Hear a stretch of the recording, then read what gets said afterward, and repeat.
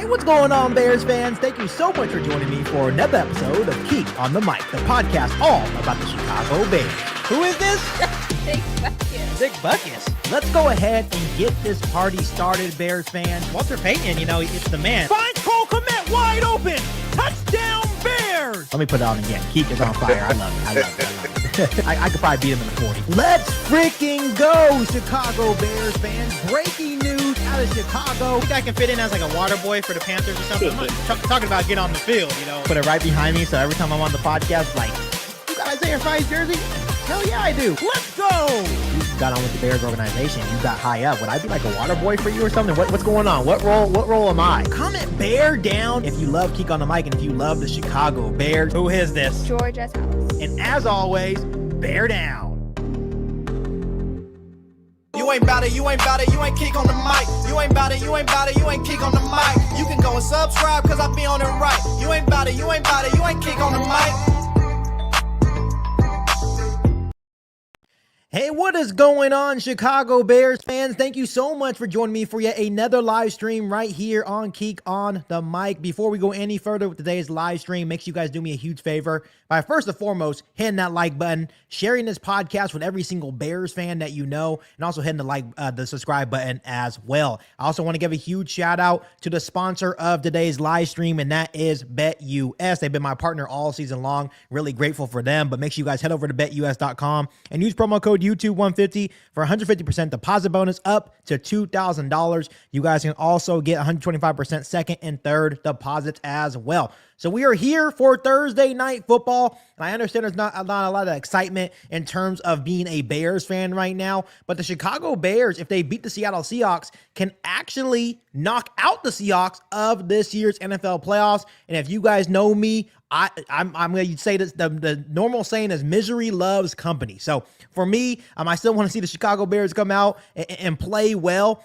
Even though it doesn't mean anything to us, I understand a lot of people are like, hey, it's useless for the Chicago Bears to win. For me, you always want to see your team win, even though they're not playing good football right now. I want to see Caleb Williams play well. I want to see the Chicago Bears play well. And overall, I would love to see the Chicago Bears win and knock out the Seattle Seahawks. And, huge shout out to my father-in-law. He's actually a Seattle Seahawks fan. So I understand if the Seahawks beat the Bears, which is likely today, then he will give me a lot of shit. So I'm trying to have a one up on him for today's game. We have Murder Hawk in the chat. He says, "Let's go Bears." That I love the spirit. We're all we are as Bears fans at the end of the day, right? So definitely keep hopes alive, even though we're out of it. It's still love to see a Chicago Bears win. Art Soto says, I'm out of the fantasy playoffs. Bears out of the playoffs at this point, just rooting for Caleb Williams. I'm actually in the fantasy football championship, so I'm still playing for something in my fantasy league. But of course, I want to see Caleb Williams play well. Andy says, what's up? What's up with you? Thank you so much for tuning in. I really, really appreciate you guys. Murder Hawk also says, bear down. And then Andy says, I want to beat Green Bay, one more win. Yeah, I always say that. It's like, if you could just beat Green Bay, that would make me feel a little bit better going into the offseason, Someone says, I just want 6 touchdowns by Caleb. That would also be awesome. If Caleb Williams came out and threw for 450 and 6 touchdowns and a win. That would get a lot of Bears fans excited going into next season. We have Rocky Crawford in the chat. Even when it's not in our best interest to win, we still got to root for them. Yeah, absolutely. I know a lot of people are looking towards the offseason and just talking about draft capital and our draft positioning, but I always want to see the Bears win, even though I have been picking against them in my the last couple of pregame shows. I still want to see the Chicago Bears win at the end of the day. Someone said fire Warren. We have to wait and see. I'm not sure if they're going to fire Warren. Ryan Poles seems like he could possibly be on the hot seat, but I'm not sure about Kevin Warren. Art Soto asks, what do you think of all these coaches wanting the Bears gig? I think it's a very attractive job. What can I say? I think even though we do have some dysfunction in terms of from top to bottom, meaning the McCaskey family or maybe people not wanting to work with Ryan Poles or Kevin Warren, when push comes to shove, we have a very young and talented roster, whether you guys believe it or not. And it starts off with our young, talented quarterback in Caleb Williams. We have pieces around him. There's even pieces on the defense, right? Ryan Poles' job is going to be coming in here next this offseason and hopefully finally building the trenches, right? So we're going to have to wait and see. But for me personally, I think it's still a very attractive job. I will be right back, Bears fans.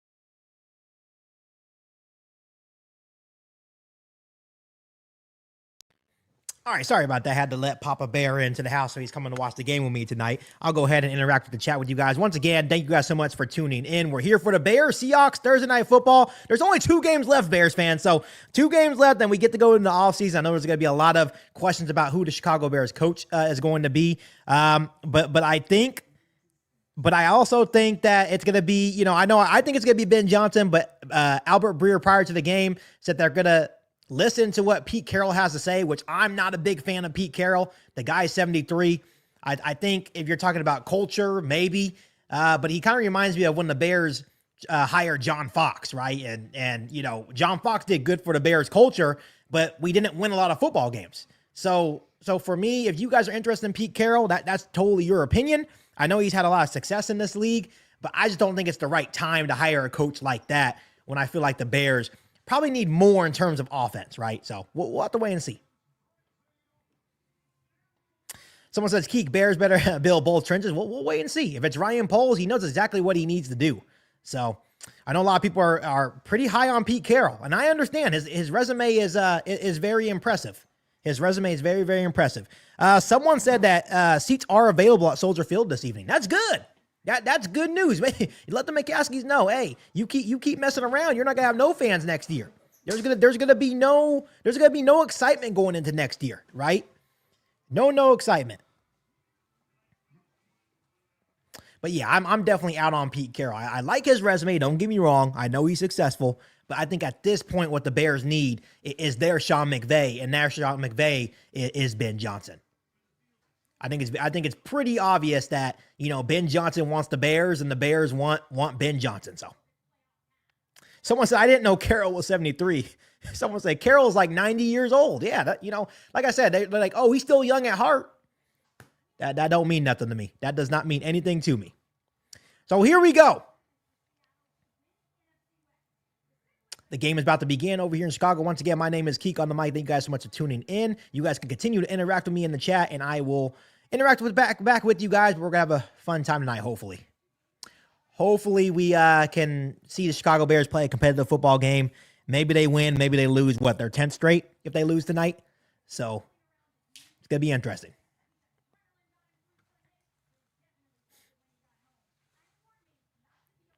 Honestly, the only reason why I kind of have hope for this game is because of Geno Smith. I think he's a good quarterback, but he's streaky. He's very, very streaky. He'll give you a couple turnovers, but at the same time, our defense has not been good. So here we go. Kyle Santos is set to kick off for the Chicago Bears. So we'll get to see the Chicago Bears defense first, which it has not been good over the last 7 weeks. And that was a mud duck. So the Seahawks are going to start with, oh, no, it's ended up a touchback. I thought it was going to be out of bounds, but it's going to be a touchback, and it'll be a 1st and 10 at their own 30-yard line for Geno Smith and the Seahawks.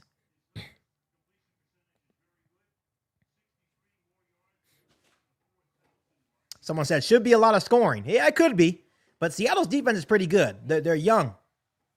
They're young. I feel like they're a pretty good defense. And their coach is a defensive head coach, too. So here we go. Quarter number 1, Thursday Night Football. Last home game of the year. And then our final game will be against the Green Bay Packers next Sunday at Lambeau Field. And then guess what? No more misery for us. We get to go into the offseason and not have to worry about the Bears for the next couple of months. Here we go. Geno Smith, quick throw to Tyler Lockett. And the Bears defense does a pretty good job on that first down play. It's going to be about a gain of 3 there, 2nd and 7. Just a quick little screen pass to Tyler Lockett. I've always liked Tyler Lockett. When you look at the Seattle Seahawks offense, they have a lot of weapons. Kenneth Walker is out tonight, so it's going to be a lot of Charbonnet tonight, which he's also a very good running back. Bears have struggled stopping the run all season long. Man, I had so high hopes for Thomas Brown. He's now 0-3. So here we go. Geno Smith under center for the 2nd and 7 play. It's going to be handoff to Charbonnet. And, a missed tackle by the Bears defense. That could have limited to a gain of 1, but instead it's going to be a gain of 6. That's been the Bears defense problem all season long, is tackling. Tackling. Just all over. So it's going to be 3rd down and 1 for the Seahawks after the 6-yard run by Charbonnet. They're saying Tyreek Stevenson did get the start alongside Jalen Johnson. I'm not sure why people are surprised about that. So it's going to be 3rd and 1 for the Seahawks. Geno Smith is going to be under center with Charbonnet in the backfield. It will be a handoff to Charbonnet, and Charbonnet is going to get a 1st down, a gain of 2. It's going to be a fresh set of downs for Seattle. With 13 and a half minutes left to go here in quarter number 1. I'm not sure who won the toss, Bears fans. I'll be completely honest with you. If I had to guess, it's probably the Bears won the toss and they elected to defer, which I've never been a big fan of that in terms of being a Bears fan because they never do anything in the second half anyways with that first possession. So here we go. Geno Smith's going to be in shotgun now at their own 31-yard line. Geno Smith. It's going to be another handoff to Charbonnet, and he has some space. He breaks a couple tackles. There goes Charbonnet once again. It's going to be another good gain for 10 and another 1st down for the Seahawks. It's just the same bullshit every game. These last 7 weeks, I think this was really a season-long thing for the Chicago Bears defense in terms of trying to stop the run. But I think once we lost Andrew Billings, it's just really, that was a huge dent to our defense. And you can add in Jaquan Brisker as well. So now Seahawks are at their own 42-yard line. 1st and 10. Geno Smith once again is going to be in shotgun here. Charbonnet is going to be to the left of Geno Smith on this play. It's going to be a quick screen. Quick out to Noah Fant, and he has space. He's going to be into Bears territory across the 45 to the 44. 1st and 10 Seahawks. Doing whatever they want on this first drive. My big thing, Bears fans, just don't let Geno Smith look like he's something good. Because we all know what he kind of is, but today he's going to look great. I already know it. Today he'll probably look great. I don't know. Jacob Martin almost got a hand on that football. Where we go. They're now in Bears territory at the Bears 44-yard line. Charbonnet in the backfield. It's going to be handoff to Charbonnet. I think that's actually the backup running back. My apologies. But Darrell Taylor does a good job. This is going to be Darrell Taylor against his former team for the first time. If you guys remember, we traded I believe, 4th or 6th round pick for Darrell Taylor prior to the season. So he's probably amped up for this game. That was a gain of 2, 2nd and 8. Nearing 11 minutes left to go here in quarter number 1. But the Seattle Seahawks are driving. Someone said the defense is garbage. Yeah, they have been, and it actually got worse when we fired Eberflus, to be quite honest with you. So it's going to be 2nd and 8 for the Seahawks. At the Bears' 41-yard line. It's going to be another handoff for the Seahawks. And he has a wide open hole. There goes the backup Seattle Seahawks running back, breaking tackles all the way up to the Bears' 15. We suck. We are just terrible. You know who really failed his audition? We're over here talking about Thomas Brown. You want to know who really failed his audition? What's his name? Eric Washington. Is that who he is? Yeah, he failed his audition. So here we go. Geno Smith's going to be in shotgun. It's going to be another handoff.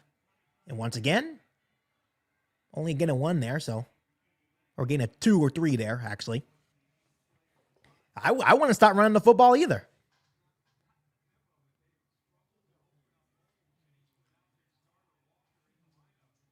Someone said, KIEQ, are you surprised that Bears want to interview Pete Carroll and not Bill? No, not really. Not really. Like I said, I didn't want either of them. I don't want Pete Carroll. I don't want Bill Belichick. So it's going to be empty backfield until Geno Smith motions Charbonnet back into the left of him. 2nd and 8 for the Seahawks here. At the Bears' 14-yard line.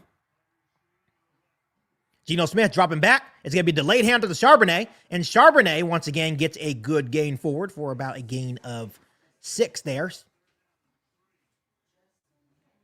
it's going to be 3rd down and 3 for Seattle.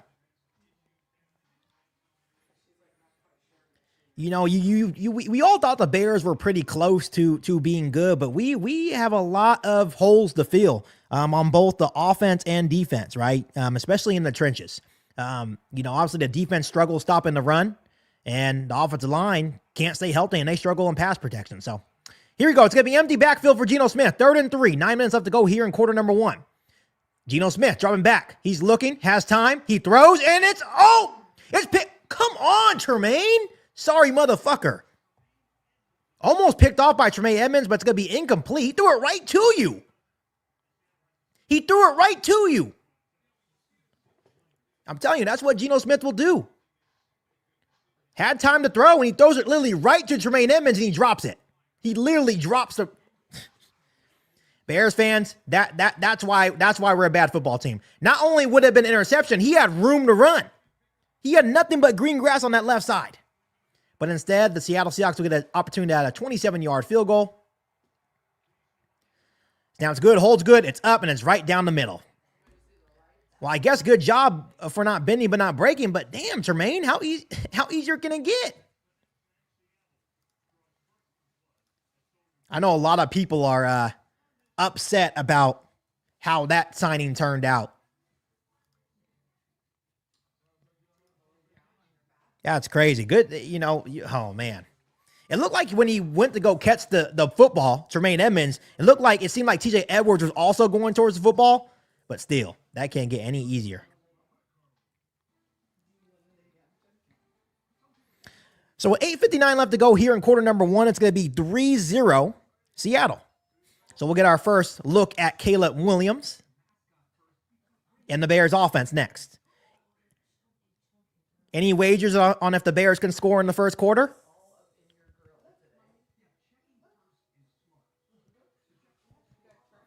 Yeah, Jason, that was right in his hands. Someone said KIEQ for head coach. No, I don't want to coach this organization. I don't want to coach this organization. Really, I don't. If the McCaskies are fired, I'll bring on, I'll be the head coach. I'll have my dad be DC. We'll bring on Isaiah Fry. We'll have a staff full of nobodies that have never coached in the National Football League. But I tell you one thing, it'll be a new culture. Because guess what? You drop it just like Denzel Washington said. What was that saying? He said, if you drop a pass, you run a mile.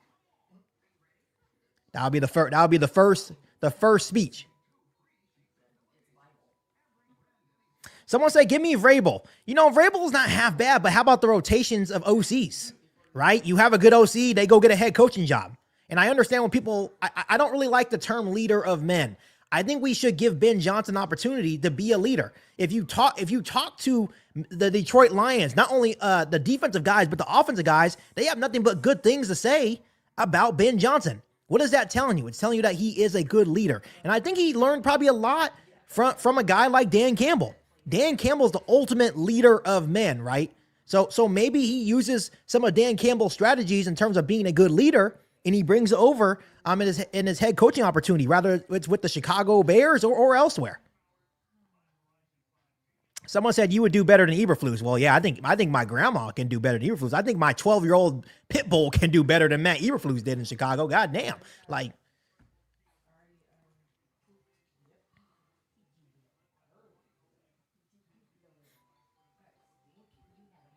once again, Bears fans, I do appreciate you tuning in. It's already 3-0 as the rain is starting to come down in Chicago. Once again, not a lot of the seats are filled.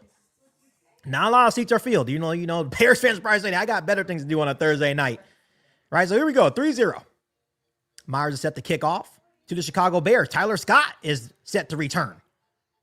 And he's going to let it bounce in the end zone. It's going to be a touchback, and the Bears will have a 1st and 10 at their own 30-yard line. Once again, 8:59 left to go here in quarter number 1. Someone said swing for the fences. Ben Johnson fire polls. Yeah, it's going to be interesting, right? That's why I'm excited. January 6th, the day after that final game against the Packers, is going to be a very interesting day in Alice Hall. So here we go. Hey, fun fact, Caleb Williams is 571 yards away from breaking, or at least I think either breaking or tying the all-time single-season Bears quarterback passing record in his first season. So something to keep an eye out for these last 2 weeks. So here we go. Caleb Williams under center. DeAndre Swift in the backfield. Motion over is Rome Odunze. It's going to be handed off to DeAndre Swift. He's trying to get the edge. He cuts back up, and he gets about 1 or 2. I don't like, just, you had the edge. Keep that momentum. What are you bouncing in for?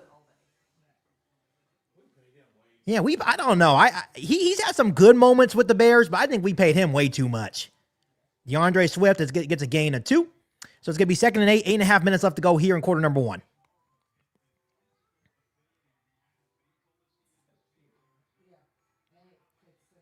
It's going to be shotgun for Caleb Williams with Roschon Johnson in now. It's going to be a handoff to Roschon Johnson, and Roschon Johnson surges forward for about a gain of 3 or 4 there. So it's going to be 3rd and short for the Bears. What's going on, Jeffrey? Thank you so much for tuning in. I appreciate you. 3rd down and 5 for the Bears on their first drive. 8 minutes left to go here in quarter number 1, 3-0 in favor of the Seahawks. So let's see. The whole left side of the offensive line is out. I think Larry Bourne is starting at left tackle for the Bears offense today. Caleb Williams going to be in shotgun. Roschon Johnson still in the game to the right of Caleb Williams. He drops back looking to throw. He has time to throw. He throws and just overshoots, throws a bullet to Rome Odunze, and it's going to be incomplete. And once again, the Bears start out with the 3 and out. 7:46 left. I want to see the replay because it seems like he threw a bullet there. He had some time to throw. Good route. Yeah, he just threw a bullet. That motherfucker just threw a fastball. I wouldn't necessarily say it was a bad look. But here comes Tory Taylor. Yeah, this does get old. Stuff like this gets old, man. It's always a 3 and out to start. And Tory Taylor with the good punt. Able to pin him around their 17, 18-yard line. So it's going to be 1st and 10 Seattle.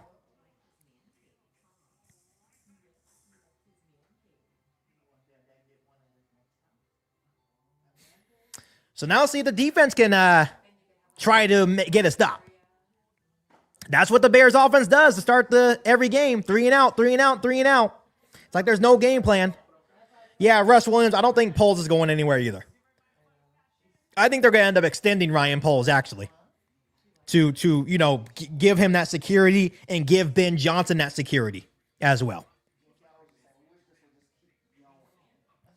I think Ryan Poles has the support of Kevin Warren, the McCaskey family, and he has the support of a lot of people in the locker room as well. So I'm pretty sure people are not concerned about Ryan Poles. So on that first drive for the Bears, it was 2 handoffs. It was a 2-yard rush by DeAndre Swift. And then the very next play, it was a 3-yard run by Roschon Johnson. Then an incomplete pass by Caleb Williams to end the day. Or at least that first drive. Alien Express says, KIEQ, what's going on? What's going on with you? Thank you so much for tuning in. I really, really appreciate you guys. Once again, we have 2 more games. 2 more games, and that's probably the best news as a Bears fan right now. We have this Thursday night matchup, and then next Sunday, we end the season in Lambeau Field. Well, I think the Green Bay Packers are about to give us a can of whoop ass, if you really want my opinion. I think they're going to give us a can of whoop ass. Yeah, that is crazy. That is crazy that we only got to play the Claws Up song 4 times. We started off hot, though, 4-2. 4-2, and then, things went downhill. Someone said, thanks God, it's almost over with. Yeah, I get it. I get it. Thank God.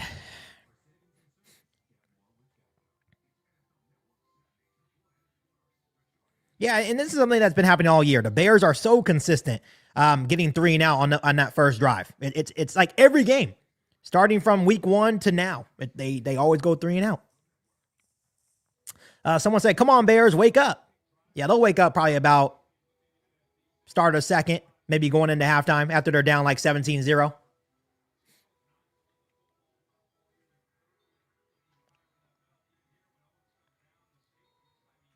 Yeah, we really don't have any obviously Andrew Billings is solid and Javon Dexter is solid, but we don't have a lot of depth in terms of D tackles either. That's going to be something that they have to figure out in the offseason. So here we go. Seattle's going to have a 1st and 10. It's going to be play action. He stumbles, and it's going to be, it's a sack. It's a sack for Montez Sweat. It was a play action pass for Geno Smith, and he just slips. Thank God for that Soldier Field grass. That Soldier Field grass be doing that sometimes. Lot loses his footing, or did he get stepped on? Did he get stepped on? Oh, yep. He stepped on Charbonnet's foot, and he lost his balance. So it's going to be a sack for Montez Sweat, and he fumbled, but he was able to recover. So it's going to be a 2nd and 18 now. 7 minutes left to go here in quarter number 1. We know how the Bears defense does, though. They be giving up 3rd and 26s and shit. Drawing back is Geno Smith. He's looking. He throws to Charbonnet. Get off the block. Come on. And Charbonnet gets a really good gain. Probably gets about half of it back.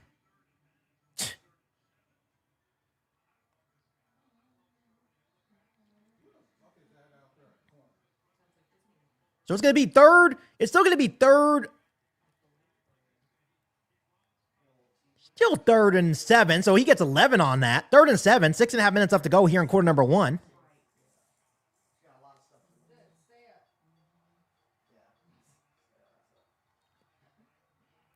So here we go. Geno Smith's going to be in shotgun. Charbonnet's to the right of Geno Smith at their own 20-yard line. Bears are looking like they're going to bring some pressure, and they end up sitting 4. Geno Smith has all day to throw. He's looking, he throws, and it's incomplete. Good job, D. Good job, Bears, D. There we go. So with 6:10 left to go here in quarter number 1, the Bears will get the football back. Denzel, can you do me a favor and send Marty to my address?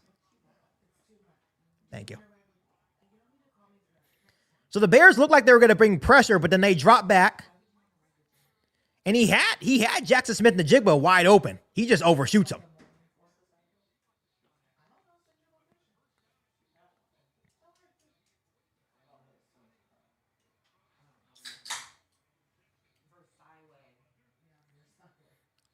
So it's going to be Tyler Scott to return. Or no, that's Joshua Blackwell to return. He fields the punt and returns of about 2 yards up to the 29-yard line. So the Bears will have a 1st 10 at their own 29 with 6 minutes left to go. So let's see if the Bears offense can get some type of rhythm. And it's weird to me that it takes a whole quarter to really start getting Caleb Williams in a rhythm. We saw it with Shane Waldron. Even Thomas Brown's kind of had some struggles in quarter number 1.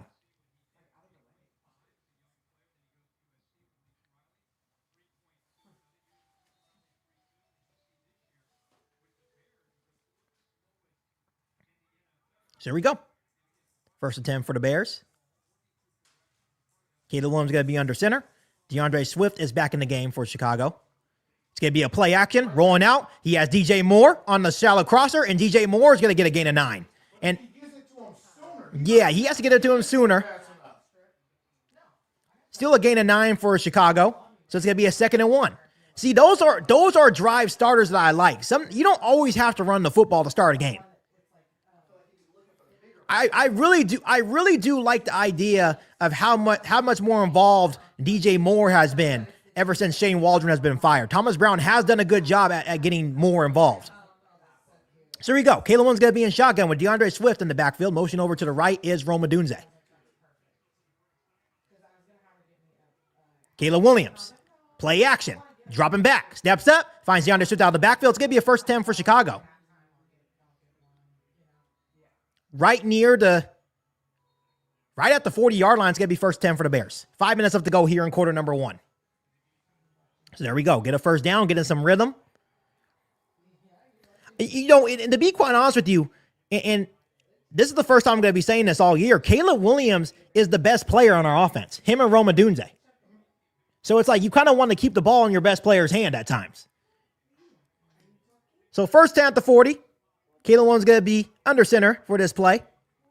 It's going to be a handoff to DeAndre Swift. DeAndre Swift right up the middle. Gets about across the 45, maybe to the 46, but I think all in all, it's going to be a gain of 5. 4.5 minutes left to go here in quarter number 1.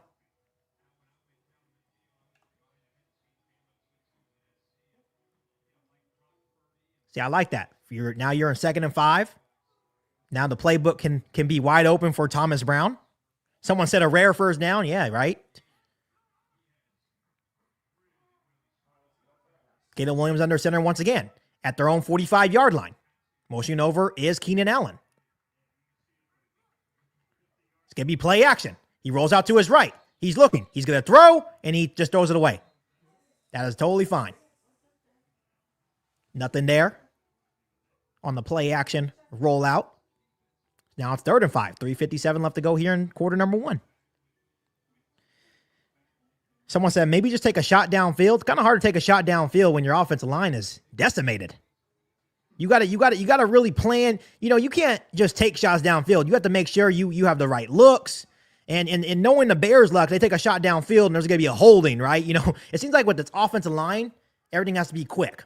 So 3rd and 5, Caleb Williams is going to be in shotgun. To the right of him is Roschon Johnson. The Seahawks are signaling pressure here on 3rd and 5. They are going to bring pressure. Caleb Williams is going to throw, gets out the ball. Oh, man, gets the ball out of his hands quick, and it's just dropped by Keenan Allen. The football was a little bit short because the pressure, but the Bears will be forced to punt again after 1 first down.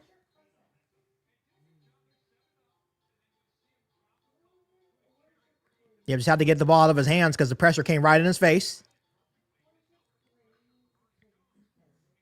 Yeah, you got to catch that, actually. Because if he catches that, he would still been short by 1 yard, but then you could have probably decided to go for it. Yeah, could have. So here we go. Tory Taylor's out to punt. Let's see if we can pin them back deep. Tory Taylor gets the punt off. And it's going to be returnable. A nice tackle by Tyler Scott. Dropping him down at the 4-yard line. So now Seattle's going to be faced with a long field ahead of them. But they will get the football back. But really, really good play by Tyler Scott there. Very, very good job. So Seattle will have a 1st and 10 at their own 4-yard line. Tory Taylor has been excellent. Granted, we could have probably used that 4th-round pick on something, but he's been a saving grace. And I think once you do get your team figured out, his punting ability and pinning people back deep is going to be huge, like flipping field position.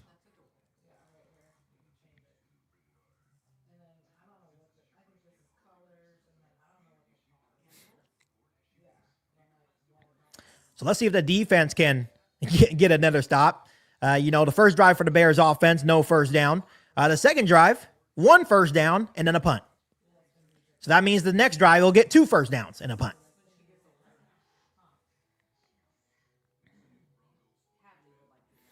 Someone said Keenan is too unreliable. He's been making plays, though. He should have caught that one for sure, but he does definitely make plays for our offense, especially down the stretch. So it's going to be interesting to see what they do there. If they're going to be bringing him back. Yeah, I definitely agree with that. He's not getting $20 million. Yeah, you're not getting $20 million.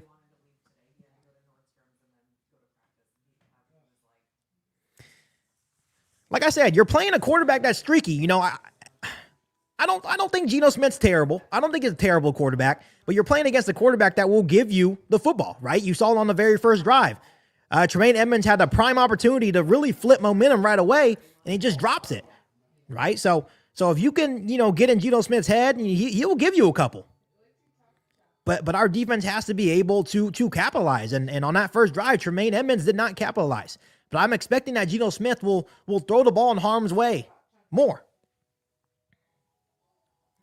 Someone said apparently Carroll's interested in any job. Yeah, he's interested in any job. He just expressed interest in the Bears job as well. I think everyone with a half a brain realizes that what the Bears have is special. They just need a good coach. Someone said Edmonds was not worth his contract either. Yeah, I agree. I agree. We paid him a whole lot of money. We paid him a whole lot of money to do a lot more, and it just has not been the case.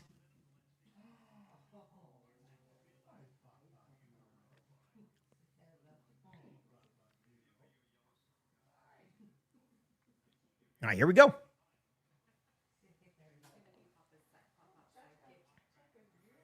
It's going to be 1st and 10.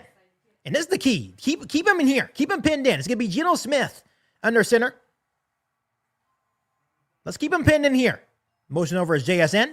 It's going to be a handoff, and the Bears he breaks a couple of tackles. Had him in the backfield, but once again, broken tackles, and he springs forward for a gain of 6 there, all the way up to the 11-yard line. Can you guys make a tackle?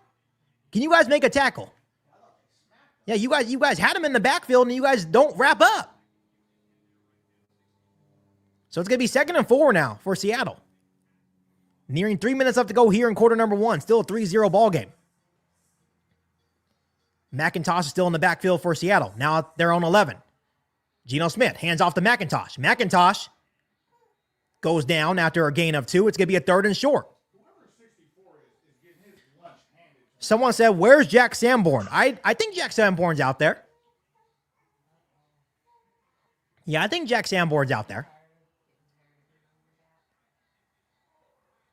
2:45 left to go here in quarter number 1. It's going to be a 3rd and 2 for Seattle. Geno Smith's looking at an empty backfield. He's going to be in shotgun for this 3rd and 2 play. Now they're going to motion in Charbonnet back into the backfield to the right of Geno Smith. Geno Smith, drive back to throw. Here comes some pressure. He has time. He's going to roll out to his left. He's going to have a running lane. He's going to throw, and it is it's incomplete. Very good job by Kyler Gordon, intended for JSN, but Kyler Gordon was able to break that ball loose, and the Bears forced another 3 and out. Very, very good job. Very, very good job. He had time to throw, but Kyler Gordon with the good coverage, and the Bears will get the football back.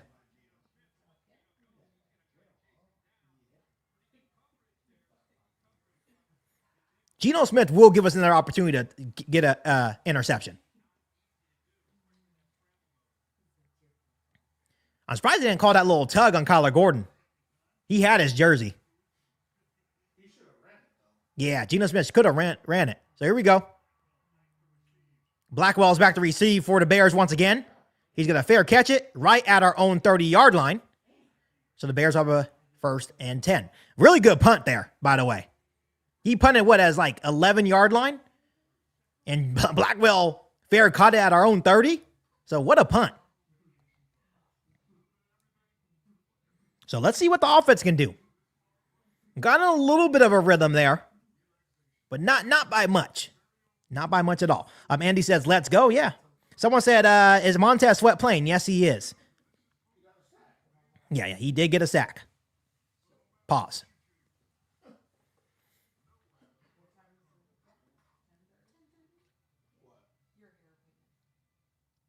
So here we go. Caleb Williams back on the field for their 3rd drive of the game. Still in quarter number 1 here with 2:12 left here in quarter number 1. Still a 3-0 ball game in favor of Seattle. The ball was placed actually at the 31-yard line. Caleb Williams starts under center. DeAndre Swift in the backfield. Motion over is Cole Kmet. It's going to be a pitch to DeAndre Swift, and he gets absolutely nothing. They lose 7. They lose 7 on the toss play, on the pitch. And the Bears are now behind the sticks. Let's see what happened. Just in a blitz. Rome Odunze. I'm not sure if Rome Odunze, he just wasn't ready for it. They just sent a blitz, and Rome Odunze wasn't ready for it. So you go, 2nd and 17. Caleb Williams in shotgun. It's going to be a quick throw to DJ Moore. DJ Moore. Founds outside. There goes DJ Moore. Good job by DJ Moore. They are getting about some yards back. But the Bears will still be faced with about a 3rd and long here.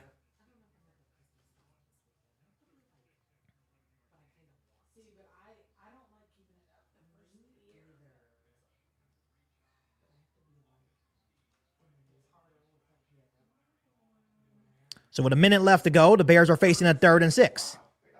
They got 11 yards on that play. I thought it was going to be 3rd and long, but it was 11 yards for DJ Moore on the quick screen. Caleb Williams going to be in shotgun. They're now at the 35. The Seahawks are once again singling pressure. Dropping back to throw. Steps up. He's looking. He throws down the middle of the field, and he just overshoots Rome Odunze. Rome Odunze was wide open. Why is your downfield accuracy so hit or miss, bro? So the Bears will be forced to punt again. Damn. He can't be more open than that. He cannot be more open than that. Wow.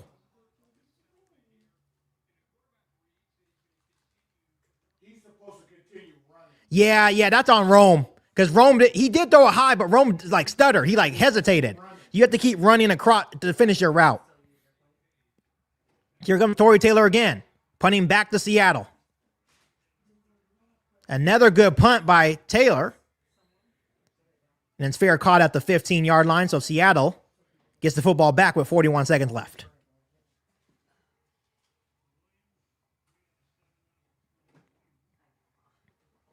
Yeah, that wasn't the best throw by Caleb, but Rome has to keep running too. After watching the play, Rome hesitated. He has to keep running through. If he keeps running, it probably is a catch and run.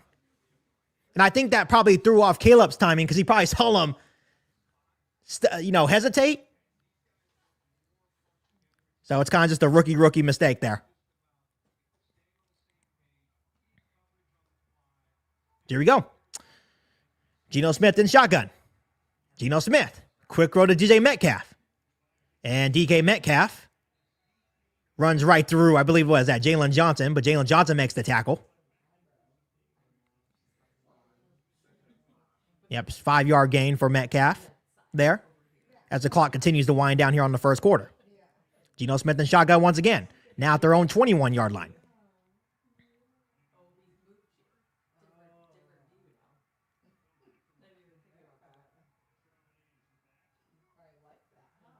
I think they're going to try to draw him offsides. I don't know if they want to call a play here. We'll see. They're trying to get a free play here. And that's going to be the end of the first quarter. 3-0. Seattle will have a 2nd and 5 at their own 21-yard line. So definitely not, I would say a good start for our defense, but our offense doing the same stuff.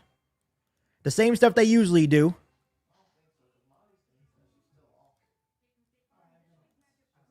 To start the game. Yeah, on that last play, it was just they just weren't on the same page on that 3rd and 6. Just were not on the same page. Yeah, Seattle's not playing their best football either. I think when you look at the defense, I think they have a very good young defense. The Bears' offense just can't get out of their own way, really. They really just can't get out of their own way.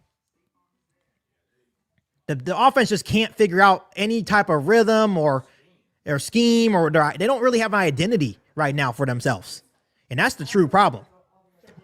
But it is a good thing that Seattle's also playing not their best football.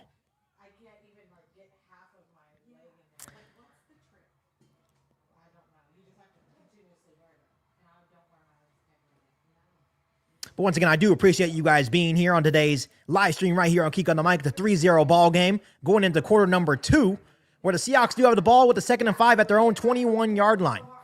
Make sure you guys do me a huge favor and hit the like button on this stream. We're only a couple games away. Only a couple games away from the beginning of the offseason for the Chicago Bears. Obviously, we got to wait for the playoffs to end. But obviously, the coaching search will heat up for this organization.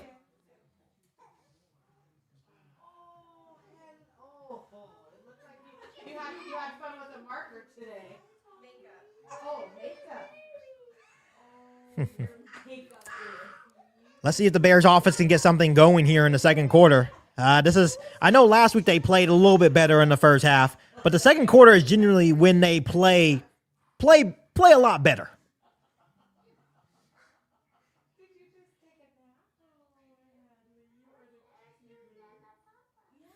Grizzly Rob, huge shout out to you. He says, "My boy Keek, what's up? Appreciate you for going live." Yeah, we're gonna go live until the end. We're gonna go live until the end until the season's over, and then we're out of our misery. Put us out of our misery. Someone says, "What's up with all the spam?" I don't know. I don't know if I can probably block them, but someone say, "Can we fire the coaches again? Don't think we made any headway." Yeah, it's one of those things that I think a lot of people had high hopes for Thomas Brown, but at the end of the day, this roster is definitely flawed in some areas, right? Offensive line, defensive line. We're really lacking in the most important positions, the trenches.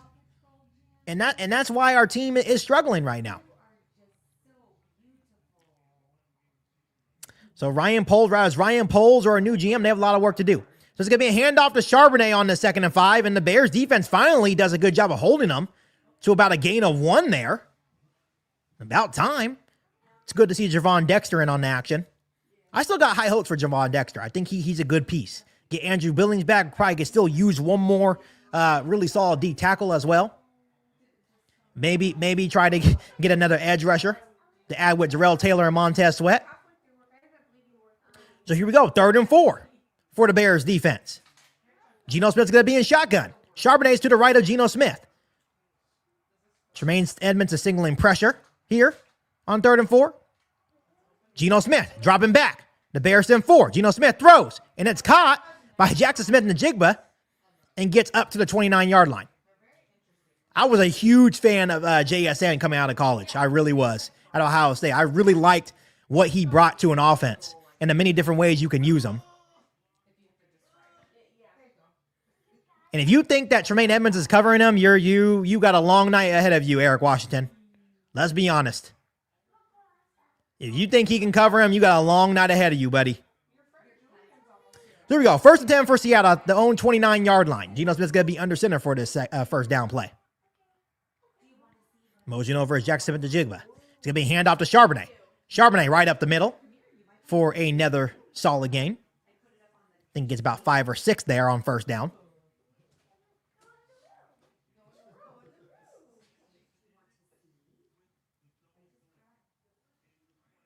Geno Smith's going to be in shotgun, 2nd and 4. Geno Smith, delayed handoff to Charbonnet. Charbonnet finds a little bit more space there. Gets another first down all the way up to their own 45-yard line to the 44. 1st and 10, Seattle. 13 minutes left to go here in quarter number 2. Yeah. Who stays out for fucking 15 games? Right. Because we really need him. Yeah, we really need, yeah. So here we go. Geno Smith in shotgun. Geno Smith, play action. He rolls out to his left. He's looking. He steps up. He throws and has a man wide open in Tyler Lockett across the 50 all the way up to the Bears' 41-yard line. Has some time to throw. It looked like the Bears tried to attempt a stunt, but just don't get home.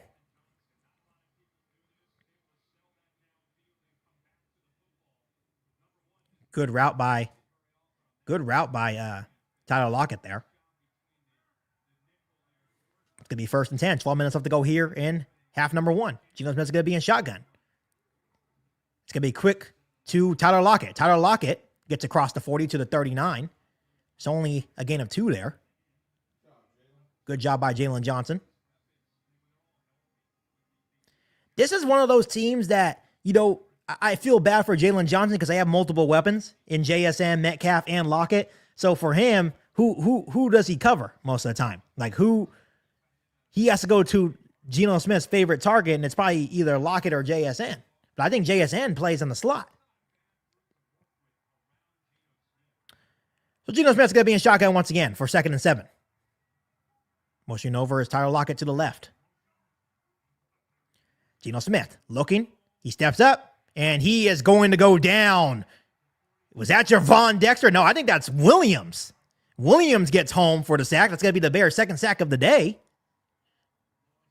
Had some decent time to throw, but the pocket closed quickly on him, and he goes down. So it's going to be 3rd and long for Seattle here. Or Coward. Yeah, that's right. Williams is 91. See, there's so many backups in that you don't even know who's playing half the time.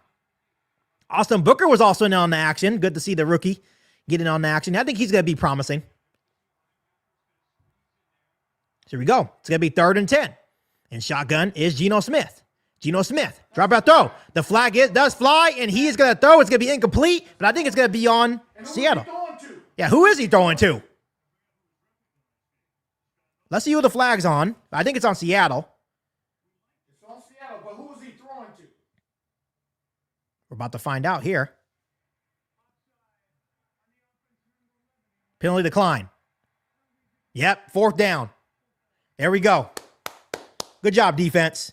So it's going to be 4th and 10. The offsides was on Seattle anyways, and it was an incomplete pass. Once again, the Bears got good pressure here. Yeah, they sent a linebacker blitz, and TJ Edwards was able to get home and force an incompletion. So once again, the defense playing pretty good. And Seattle's going to be forced to punt with 10:28 left to go here in half number 1. Blackwell's back to return once again for Chicago. And let's see if it goes in the end zone. And that's going to be an outstanding punt once again. And the Bears will be pinned inside their own 10 at around the 8-9 yard line.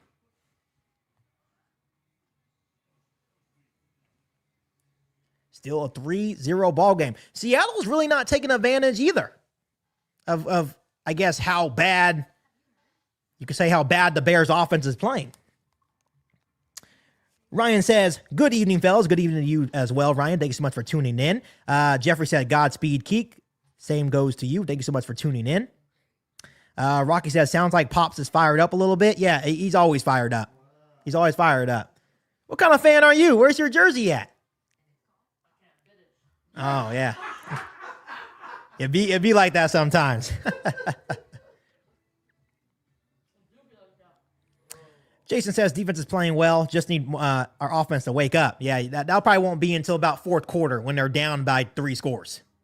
Once they're down by 3 scores, then Caleb Williams can start playing.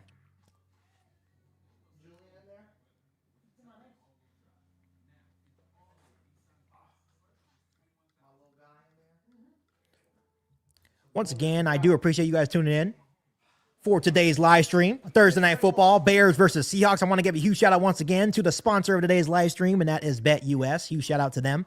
They've been a season-long sponsor. What happened? Oh, the garage? Yeah. There's still a couple of things I want to do, but it's close. It's close. We're going to paint the baseboards navy blue. Yeah, that's the next thing we're going to do as well. Insulation in the garage. Just the board insulation, right? Oh, the foam? Yeah.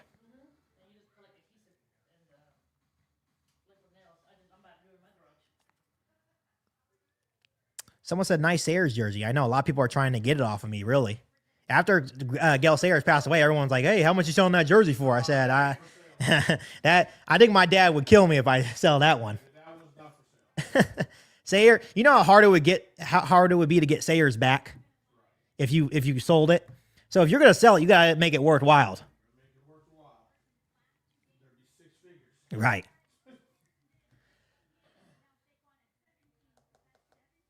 Can you believe that Saquon? We were a finalist for Saquon. I would have gave him the kitchen sink. You know, I would have gave him a suite. I would have gave him a house. I would have get. That is true. It would have been the same situation he was in New York. So here we go. 1st and 10, starting at our own 9-yard line. Caleb Williams going to be in shotgun with DeAndre Swift in the backfield with him. Dropping back. Caleb Williams looking, has time. He throws to DJ Moore. A little bit behind him, but DJ Moore is able to catch it. There's a flag, a late flag. A late flag after the catch. Let's see who they called on. They called on us? Oh, they called pass interference on DJ. A pass interference on DJ Moore there, so take out the catch. As the crowd is booing and Caleb Williams like, hey, calm down, it's okay. So take away the first down completion. It would have been a gain of like 6, but instead it's a pass interference. I don't know what happened. He didn't show it because he's the one who caught it. So 1st and 14 now. They're on 5. They give it back to DJ Moore on a quick screen. DJ Moore goes absolutely nowhere, and he's going to lose 2. So now it's going to be 2nd and 16 for the Bears. Oh, man. With 9.5 minutes left to go here in half number 1. Thank God this is the last Thursday Night Football game, too. It's one of those things that Thursday Night Football in general is just not fun. It's not fun. This is not fun watching these motherfuckers play, man. This is not fun. And it's like his play calling starting to become predictable. Quick screens. It's very predictable. But here we go. 2nd and 17. Caleb Williams is now in his own end zone. In shotgun with DeAndre Swift. 2nd and 17. Caleb Williams dropping back to throw. He throws, caught by DJ Moore. And DJ Moore gets some yardage back. It's still going to be a 3rd and long. Let's see how many yards he got here, though. That was a risky throw. 10 yards, so 3rd and 7 now. Looked like it was a risky throw there. I thought it was going to be picked off, honestly. Looked like the guy had a read on it. But was able to get it to DJ Moore for a gain of 10. So 3rd and 7. Under 9 minutes left to go here in quarter number 1. Quarter 2. My apologies. Caleb Williams going to be in shotgun. At their own 12-yard line now. Caleb Williams dropping back. Here comes a blitz. It's going to be a screen to DeAndre Swift. He's going to have some space. He's across the 25. He cuts up across the 30. He's still going across the 35. 1st and 10 Bears at their own 36. Now that's a great call. They've been blitzing you. They've been blitzing you on 3rd and 7 all game long. Yeah. But that's a good play call. They've been blitzing you all game on these 3rd and 7s. So they dial up a screen, and it's quick, and he's going to throw again. There's a penalty flag, but it's picked off. He just throws a pick, but there's a penalty flag. Or did he get that pick? I'm not sure if it hit the ground or not, but there's a penalty flag, though. But I think it was a free play anyways. Let's see what the call is. 12 players on the field, so it was a free play. That's why they did hurry up, because they were trying to get a free play. So the Bears get a couple extra yards on the too many men on the field on Seattle here. That's crazy. That's a rookie right there. That's crazy that he's recognizing that stuff. That's crazy. What rookie quarterback have you ever seen have that awareness and be like, hey, hurry up? That's crazy. Here you go. It's going to be 1st and 5 for the Bears now. 7:47 left to go here in quarter number 2. They're at their own 41-yard line. Motioning over to the left side is going to be DJ Moore. It's going to be a toss to DeAndre Swift. Let's see, he cuts up. He runs, and he's going to get another 1st down for the Bears. Still moving forward all the way up near the 50-yard line. He's going to go down at the 49, but another 1st down for the Bears.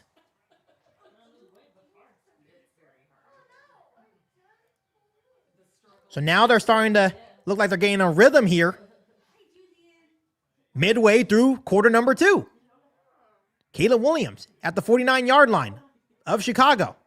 It's going to be another handoff to DeAndre Swift. Cuts it back up to the left. He's across the 50. He tries to hurdle somebody and gets absolutely lit up. But he gains a couple of yards now in Seattle territory at the Seattle 48-yard line. Now at 7 minutes left to go here in half number 1. Still a 3-0 ball game. Since when?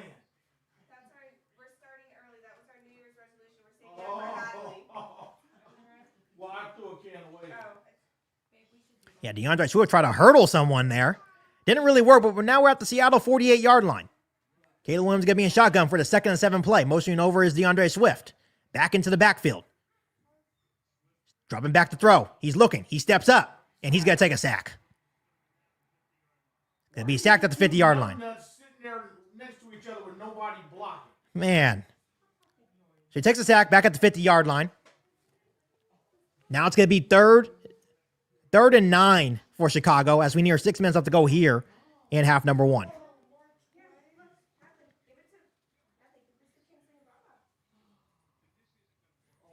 Caleb Williams tried to step him in the pocket, but there were some Seattle defenders there waiting for him. So here we go. 3rd and 9 right at the 50-yard line. Caleb Williams going to be in shotgun once again.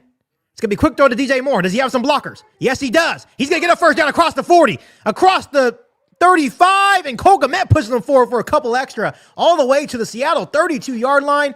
1st and 10 Bears. With 5.5 minutes left to go here in quarter number 2. See, I think this drive, he's calling the screens at the right time. I don't think in these first couple of drives, he was calling the screens at the right time. Good blocking there. Look at even, I don't even know the guy's name, honestly. No, Pryor. There we go. Even Pryor was out in space getting some blocks, and then Cole Kmet with the nice little push. DJ Moore getting involved here. 1st and 10 for the Bears. Under center.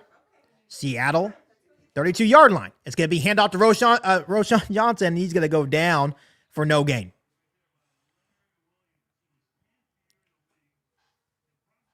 I forgot they had Leonard Williams. Let's see what happened here. Was that Coleman Shelton? Yeah, Coleman Shelton. Coleman Shelton's laying on his back looking like a cockroach. After you spray him. Oh my God. Look at this dude. Look at this dude. Just belly up. All right, it's going to be 2nd and 11 here. Caleb Williams going to be in shotgun. It's a bad snap. Caleb Williams makes something happen. He throws to Keenan Allen. Across the 20. There we go, Caleb. Across the 20 to the Seattle 19-yard line. First 10 Bears. It was a bot snap. Was that Coleman Shelton again? I thought they were trying to do Detroit's play. You know they can't do that. They can't do anything tricky. Let's see. Was it Coleman Shelton? Yeah, Coleman Shelton. What are you doing, bum? What are you doing, you bum? My God. Look at that. You can't even snap? You can't even snap. Oh, my God. Caleb Williams made something happen there, Bears fans. No thanks to Coleman Shelton. All right, here we go. 1st and 10 for the Bears. Caleb Williams, empty backfield. In shotgun. Drops back to throw. He's looking. There is a penalty flag. He's going to throw to the end zone, and it's just overshot, intended for Gerald Everett. But there is a penalty flag on the play. Let's see what the call is. Illegal motion? Is that what he said? So it's going to be a legal motion on the Bears. Still going to be first down. 3:34 left to go here in the first half. I got to give it to Caleb Williams. Showing some really good composure on this drive. The 4 players were moving. Yeah, that's crazy. That is crazy. I thought it was still first down, or did they decline it? They must have declined the penalty. So it's going to be 2nd and 10. Empty backfield for Caleb Williams.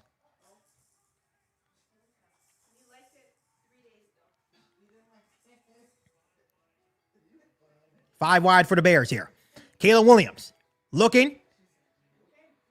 He's going to throw it up. I'm not sure if I like this. And he's going to throw it out of bounds. Good. Nothing there. They were able to keep him in the pocket on that play. So now it's going to be 3rd and 10 for the Bears.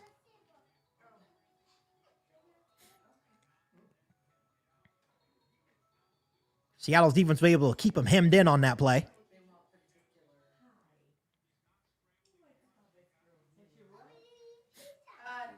Caleb Williams does take a hit at the end of that play, too. Right after he threw that football. So it's going to be 3rd and 10 for the Bears. Deep in Seattle's territory, 3:27 left to go here in half number 1. There's 4 on the clock. They got to hurry up and hike this football. Caleb Williams gets it off. He's looking. Rolls out to his left. There's going to be penalty flags. It's going to be holding. And it's going to be wide open. Touchdown for Roma Dunze, but it's all for naught. Holding on the Bears. Go ahead and tell me. Don't tell me Coleman Shelton. I was about to say, if it was Coleman Shelton, I was about to fly to Chicago and punch him in the face. It's holding on Jake Coron. I'm telling you, this is why people say, KIEQ, why don't they throw the ball down the field? This is exactly why they don't throw the ball down the field. Look at this dude. Look at this dude. Look it. Can't even block properly. Look at this. What are you playing? What are you playing? Chicken? And that was a beautiful throw by Caleb Williams to Rome. Right, exactly, yeah. Yeah. Here we go. 3rd and 20. Caleb Williams dropping back to throw. It's going to be a screen to DeAndre Swift, and he's going to go down across 25. And the Bears will be forced to take the field goal with 3 minutes left to go here in half number 1. Yeah, it's your fault. Yeah, it's your fault. So here comes Cairo Santos to try to tie up the ball game. Once again, good play by good drive by Caleb Williams on this last drive. So it's going to be a 42-yard field goal for Cairo Santos.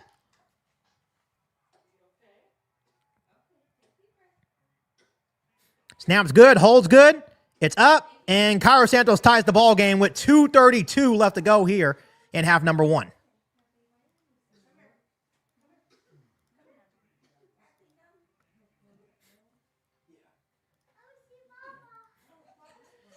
Yeah, that's unfortunate. That was a beautiful play by Caleb Williams, rolling out to his left, on the move, and throwing a dart to Roma Dunze, but holding negated the touchdown. Yeah, really, really good possession for Caleb Williams. Really good possession by the offense. Good play calling there, too.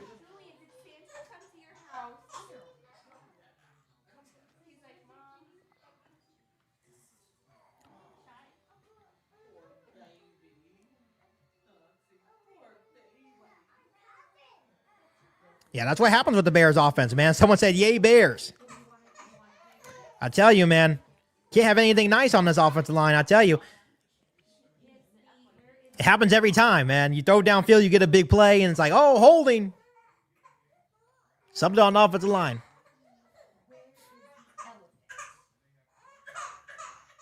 Once again, I do appreciate all you guys being here. You have 61 people in the chat. Laughing emojis in the chat. Yeah, it's definitely comical. It's definitely comical to see the Bears do it time and time again. Once again, good drive by them. Definitely need to get the offensive line figured out.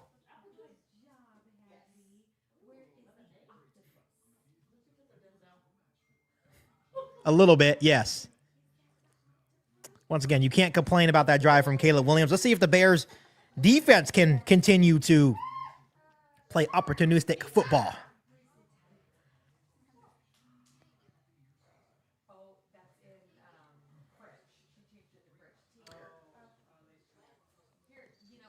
I'm not gonna lie to you guys. It's throws like that, even though the play was negated, it's throws like that get me excited though. That was a dart. That was a beauty. Like, I know it didn't count, but goddamn, that was a beauty. So right now, Caleb Williams in half number one, 7 for 13, 82 yards, 0 touchdowns to 0 interceptions. Geno Smith, 7 for 11, 58 yards, 0-0. But that was literally the Bears' best drive of the game. Someone said, I almost didn't want to watch the game. But I'm a true Bear fan. I got to be sitting here looking at it along with you guys. Let's go Bears. Yeah, you can't be that lone Bears fans, right? That's kind of like, I'm not watching this shit. I get close sometimes, though. I get close sometimes. I appreciate you, Bill. Yeah, make sure you do me a favor and hit the like button. I really, really appreciate you guys. Here we go. Bears still have all 3 timeouts with 2:32 left to go. It's 3-3 ball game here in Chicago. And Cairo Santos kicks off, and it'll go into the end zone, and it will be a touchback. So Seattle will have a 1st and 10 at their own 30. Marty, I want to let you know there's a lot riding on your team tonight. I know we're out of it, but we can knock you guys out tonight. Not only will we knock you guys out, you have to pay me my fantasy money in the same week.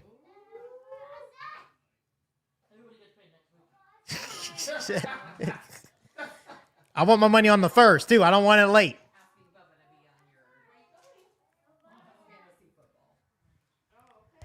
Here we go. Geno Smith's going to be in the shotgun at their own 30-yard line for 1st and 10. 2:32 left. Geno Smith dropping back. It's going to be delayed handoff to Charbonnet. Charbonnet's going to have some space. They've been doing a lot of delayed handoffs in today's game. But that's going to be a gain of 9. That's a flag! He's poking him in the eyes! That's a flag on them. Just let it go. See, DK Metcalf, you can get his head easy. You can just call him a little B word and he's going to be a piss. See, that's a flag. How many times you going to let him hit him? Thank you. And you're going to call on us. That's insane. DK Metcalf's over here poking people's eyes out. Look at him. Still fighting. Big for no reason. Big for no reason. Get back. Right. He punched him in the helmet 2 times. Then you want to throw the flag? So here we go. Let's see what the refs call here. I have a feeling they're going to call on us. It's on Tyreek Stevenson. See, hit him. Hit him twice and then poked him. And then headbutted him. Like, how many times can someone do that? So let's see the flag. It should be on the Seahawks.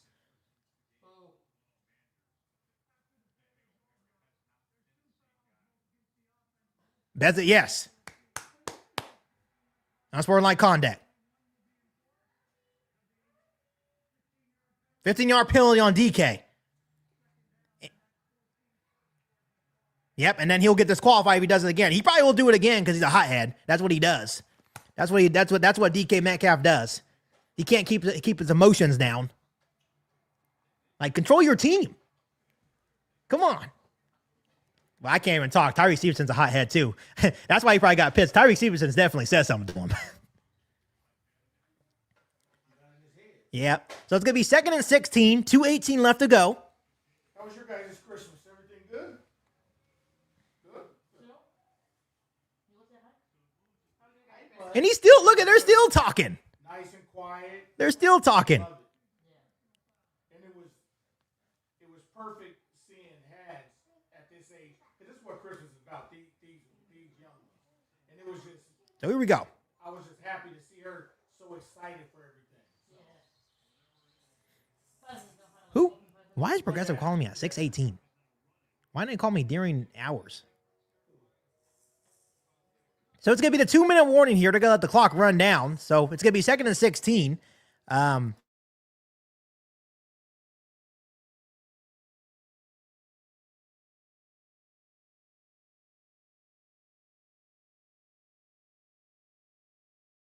Right. DK Metcalf, man, yeah. I would tell him to go take off his Right, yeah. I'm like, you're not going to talk to me like that. Take his hand, buddy. Yeah. You're done.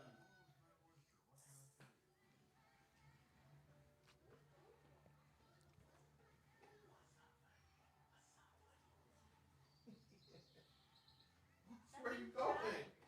Don't be shy.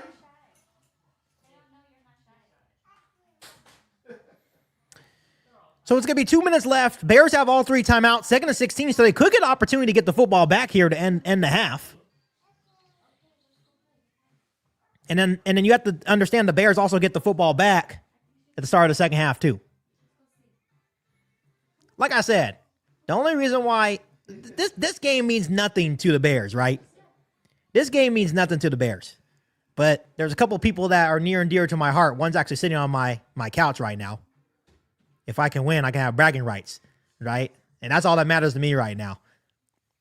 And my father-in-law is a Seahawks fan too, so I already have a plan for him too.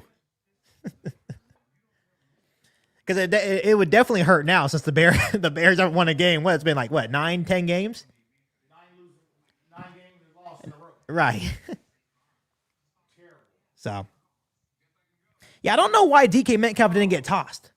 Terrible. Like, people have a good point. How can you punch, poke, and headbutt and not get kicked out? How is that just a warning? But you know, knowing Tyreek Stevenson, he has him right where he wants him now. Watch, he's got to do something else to get him kicked out.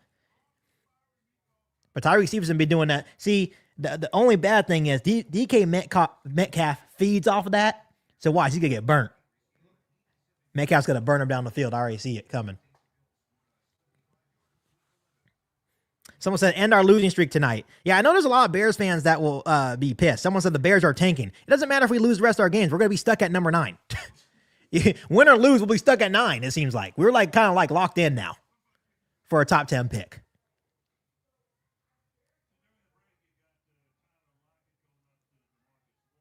Oh, my God, bro. Like, what are we doing here? And DeMarcus Walker is our dog. Like, he's that guy. Here we go. 2nd and 16. 2 minutes left to go here in half number 1. Empty backfield for Geno Smith. They do send some pressure. It's going to be a screen to Noah Fant, and Noah Fant's going to get very close to a first down, about a couple of yards short. That was a good play call by Seattle there to call that tight end screen because the Bears did send some pressure. Someone said, no, end our losing streak next week. I'm sorry to break it to you guys. Green Bay's going to whoop our ass, especially if they play their starters. There's really no reason for us to be able to beat them unless it's just, they're going to show some pride next week because it's the rivalry. But so forget that. We're waiting in the tunnel, the Thursday Night Football crew. So it's going to be 3rd and 3 after a 13-yard screen pass to Noah Fant. The Bears used their first timeout with 1:52 left. So 3rd and 3. Geno Smith's going to be in shotgun. Empty backfield. 37-yard line.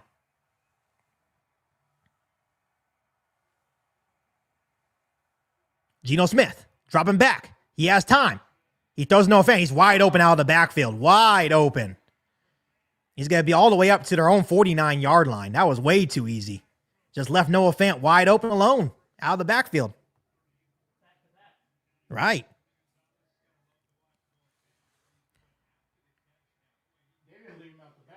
He was lined up. He just hid. He acted like he was blocking, yeah. They're going to send a blitz. He rolls out to his left. Geno Smith's going to throw, and it's caught by DK Metcalf across the 50, all the way to the 40, across the 40.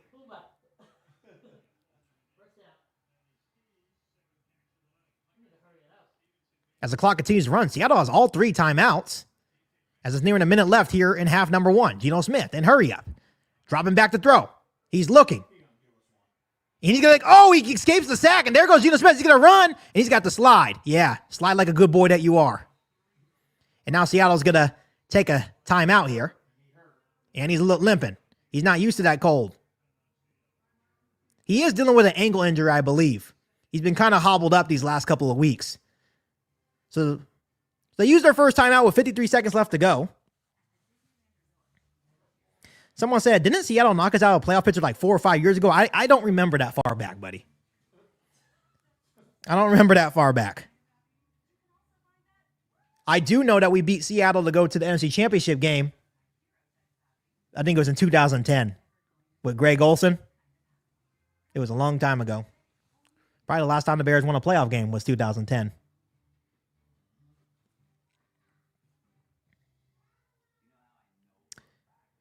So let's see if the Bears defense can hold again. Once again, they do get the football back to start half number 2.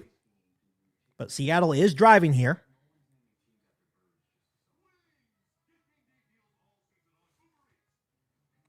Once again, you guys just now joined the chat. It's a 3-3 ball game here. Seattle still has 2 timeouts. They are driving. They're in Chicago territory with 53 seconds left to go here in half number 1. Do me a huge favor by hitting that like button on today's stream. Really, really appreciate you guys. On the road to 15,000 subs now on YouTube.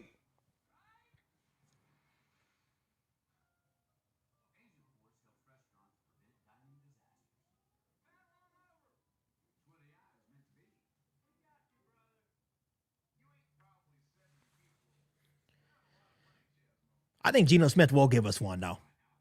He tried to give us one early in the game, but Tremaine Edmonds forgot how to catch, apparently. The Bears are actually surprisingly getting decent pressure, too. They're getting decent pressure on Geno Smith in this first half. That's something that we haven't seen over the last couple of weeks, is that pressure from our defensive line. I still think they're kind of struggling with those delayed handoffs for sure. Being able to recognize those. I know Seattle has called a good handful of those in this first half. So definitely would love to see some halftime adjustments. And obviously with the Bears offense just trying to use those screens to their advantage, Seattle defense is playing pretty aggressive here in this first half. Someone said, KIEQ, you should collab with Nick Mariano now that he's a free agent. I should, huh? I should. I actually have some connections with him. I've met him when I went to training camp last season. He's a good guy. Definitely unfortunate what happened to him, for sure. So here we go. 2nd and 6, 53 seconds left. Geno Smith's in shotgun. Charbonnet is to the left of Geno Smith. The Bears hand out the Charbonnet, and the Bears do a good job of limiting Charbonnet to a 1 yard. Now, there goes Williams. There goes Williams. He's been decent. He's been decent for us this year. The Bears do have some depth pieces, right? He's a good backup guy. We just need to get some solid starters. So 3rd and 5, 30 seconds left to go. The Seahawks are going to let this thing play out here. They still got 2 timeouts on the board. And now they're going to use their timeout late after letting, about 20-something seconds run off the clock there? So they use their second timeout, 27 seconds left to go. It's going to be a 3rd and 5. Michael says, all I want is to beat the damn Packers, especially great if we knock them out of the playoffs. They're already in the playoffs, Michael. So they really have no incentives to want to beat us. Like I said, we can knock the Seahawks out of the playoffs because they have to win their division to make the playoffs. They can't make it in as a wild card team. They have to make it in as a division winner. So if they win this game, that game against the Rams next week would be for the division and for that 4 seed in the playoffs. 4 or 3 seed, whatever which one it ends up being. Probably, I think it's the 4 seed. Here we go. 3rd and 5. 30 seconds left to go here in half number 1. Geno Smith gets the ball off. He's looking. He throws, and it's batted down. Very good job by the Bears defensive line there. With 26 seconds left to go, it's going to be 4th and 5. Very, very good job. And Myers will come out to attempt the field goal. Someone said, do you ever think about going live during playoffs? We all come here for Green Bay to get eliminated. So you want me to go live for the Green Bay game? That's what you're asking me. I don't know if I can go live for the Packers, man. But it would be cool. It could be like a Packers hate watch, right? Maybe I'll have to consider that. That would actually be kind of funny, now you mention it. Here we go, 50-yard field goal. It is raining there in Chicago. Let's see if they can get this through. Snap good, holds good. It's up, and it's going to be right down the middle for a 6-3 Seattle lead with 21 seconds here in half number 1. I'll be honest with you. This game so far actually favors the Bears because usually we're getting blown out by now. I'll be honest. In our 9-game losing streak, teams have gone up like by 3+ scores on us, and then we try to come back late in the game. So this actually, in a way, favors the Bears, weirdly. Because the Bears usually play better in the second half, too. Thomas Brown's pretty good with his adjustments. Just got to figure out how we can score a touchdown without holding. So the Bears do have 2 timeouts left, but I don't really expect them to do much. Just depends on this return if they do return it here.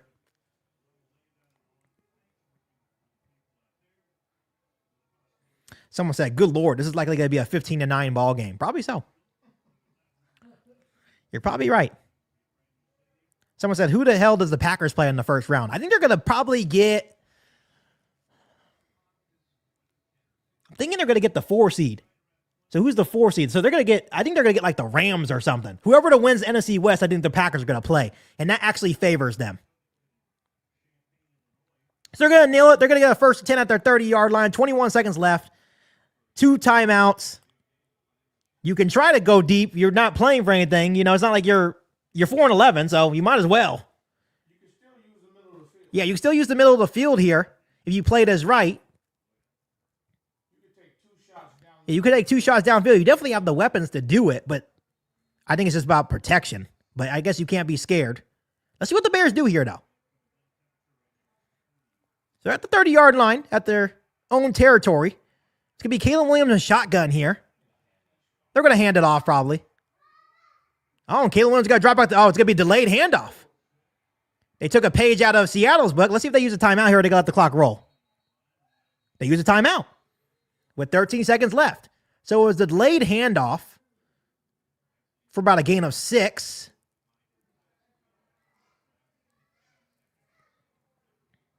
Took a page out of Seattle's book there with the delay handoff. And they gave us 2 seconds back on the clock, so it's 15 seconds left to go. I believe they got to cross the 35 on that first down run to the 36. Unfortunately, we don't have a kicker with a strong leg. I will tell you that. He has to be like 45 or closer. Like he can hit a 50, but I'm not sure if he can hit it in these conditions. So here we go. 2nd and 3. Caleb Williams in shotgun. Caleb Williams dropping back. He's looking. He steps up. And he's got to take a sack. And I would just let the clock run out. Yeah, just let the clock run out. He takes a sack to end the half. It's going to be 6-3 Seattle at halftime. But the Bears do get the football back to start the second half. Definitely a snooze fest. Definitely a snooze fest. Hey, if this Seattle Seahawks team is going to the playoffs, I don't know what you guys are happy about. God damn, like, holy shit. Right. Looking like it. But the whole NFC West has been kind of sorry this year, to be quite honest. It's been kind of like, who wants it? Who wants it? Joseph says, KIEQ, what's good? Claws up, down, bear down, sack down in the building, finally off work. Yes. Appreciate you being here. As always, Bears fans, I'm going to take a quick little break, and I'll be back for the start of half number 2. Appreciate you guys.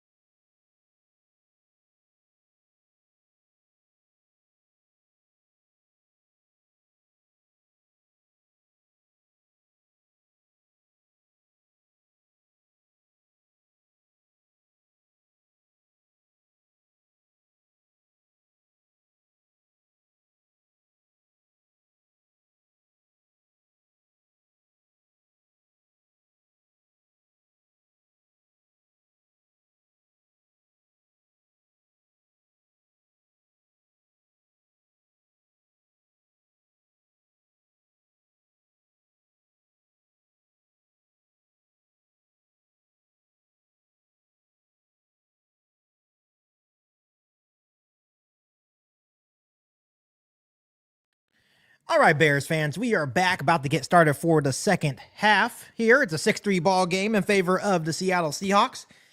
Good game. Good game. This is definitely a game that I feel like the Bears, can maybe take advantage. You're playing a team that, it seems like they're struggling themselves, right? And the defense is actually playing pretty good today. Getting some pressure on Geno Smith. I think it comes down to the Bears just trying to score some points. Like, this would be a good game for the Bears to start scoring. Like, you're not down by multiple scores. For once, you're only down by 3, and you get the football to start the second half. So this is definitely a game that the Bears can maybe try to sneak out and win. I don't know. We have to wait and see. Have to wait and see.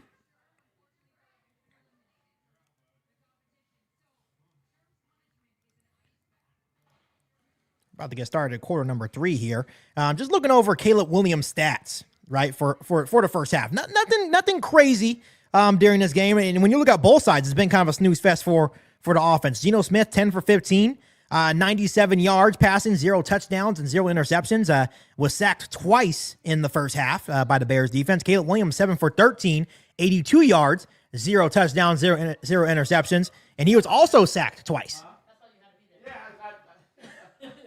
He was also sacked twice in the first half, right? Yep. DJ Moore, 3 catches for 37 yards. DeAndre Swift also had 3 catches for 29. Keenan Allen had 1 for 16. But the run game is definitely something I need to focus on a little bit more. Trying to get the run game going a little bit more. 6 carries and 17 yards for DeAndre Swift. So we're going to have to wait and see, man. It's a game that, it's like, who wants it? I think it's whoever scores a touchdown first may have a very good chance. Once again, I do appreciate you guys being here as we're going to start the second half here pretty soon.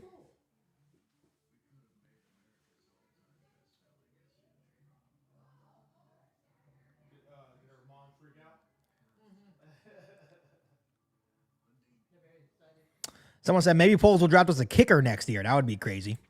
I think Kyle Santos is locked in for the next couple of years, so I think we're good on that front.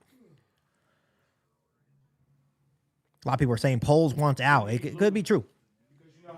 Could be true, man. I don't know what's going to happen. I don't know what's going to happen with Ryan Poles. It's going to be very interesting after that Green Bay Packers game. Someone said, man, there's a salary cap and favorable contracts. McCaskey loves that. Yeah, they love being cheap, and that's why the Bears are in the situation they're in right now. It's absolutely insane.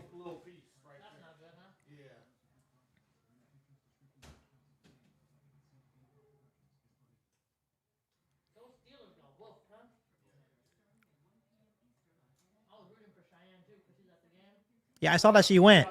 Yeah. She went all the way out there.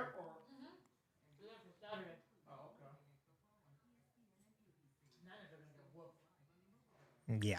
It's going to be revenge for the Detroit Lions on that game from last year. Yeah, they're going to give them a butt whooping. So here we go. We're back here in Chicago to start the second half, where the Bears will get the football back. Let's see what they're able to do. This is one of those things I don't like when the Bears get the football to start the second half. It never works. It never works. Allowed the first score in 15 games this season, most by any team in NFL history. Both the quarterbacks are kind of just there tonight. They're just made a couple of good throws, but nothing special by either Geno Smith or Caleb Williams tonight. Like I said, it's very simple for the Seahawks. They win, they keep their playoff hopes alive, right? And then they get an opportunity to make the playoffs next week. I truly feel like the Rams are the best team in that division, though, like overall. They're just playing the best right now. I'm not saying they're the best team like in the playoffs, but out of that division, they're probably the best.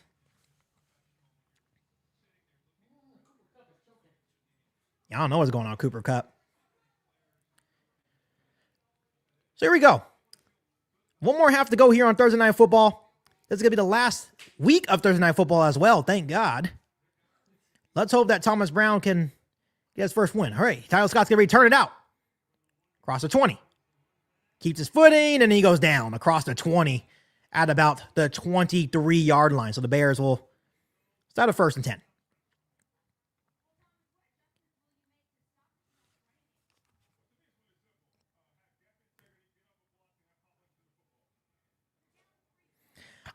I truly think that he's not ready to be a head coach, but he's going to be a damn good coordinator for somebody. He's going to be a damn good coordinator. Talking about Thomas Brown here. So here we go. 1st and 10 for the Bears. Motion over to the left is DJ Moore. Caleb Williams going to be under center for this first down play. It's going to be play action. Rolling out. He's looking. He's going to take off and run. And he's going to get probably just a yard there.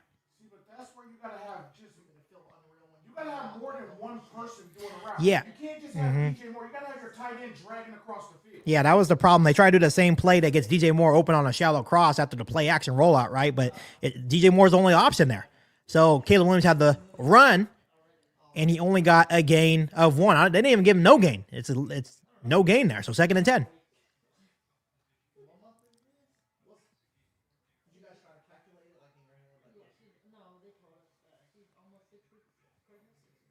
It's going to be a handout to DeAndre Swift. DeAndre Swift right up the middle. Very good run for DeAndre Swift on 2nd down. It's going to be a gain of 8.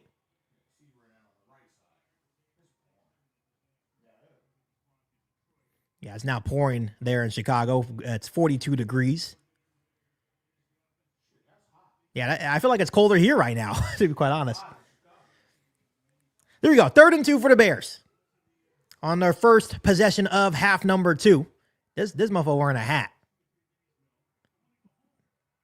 That's crazy.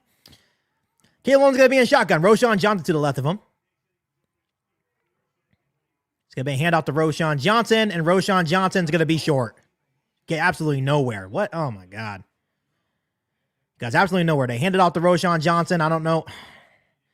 I like that on short yardage situations when you're like 4th and inches or on the goal line. Not 3rd and 2 in your own territory, you dumb fuck. So the Bears will be forced to punt. Hike. Yeah, it's a Guardian cap. Yeah, it's extra padding for people that get concussions. So the Bears will have to punt on their first possession. No, not surprising. I think they should make everybody wear those. It would limit the concussions. So Torrey Taylor with the punt. They're gonna fair catch it at the 20. So Seattle gets the football back. 1st and 10 at their own 20. It's embarrassing, man. You know, you look at these other teams, man. When they have 3rd and 2s, and I understand Detroit has a good offensive line. You know, the Eagles have a good offensive line. 3rd and 2s, it's almost like guaranteed they're going to get it, even if they hand it off. That just shows you how far the Bears are in terms of offensive line. They got no push on that 3rd and 2 play. There we go. 12:47 left to go here, quarter number 3. The Bears just went 3 and out. Give it right back to Seattle. Geno Smith's going to start this play, first down play under center, with Charbonnet in the backfield.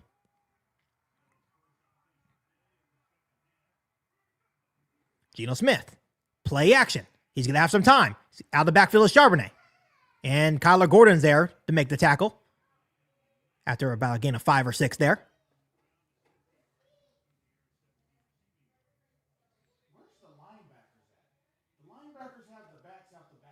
Yeah, that's why I don't. It's been way too many catches out of the backfield. Here we go. 2nd and 4 for the Seahawks. Geno Smith changing the play at the line of scrimmage right now.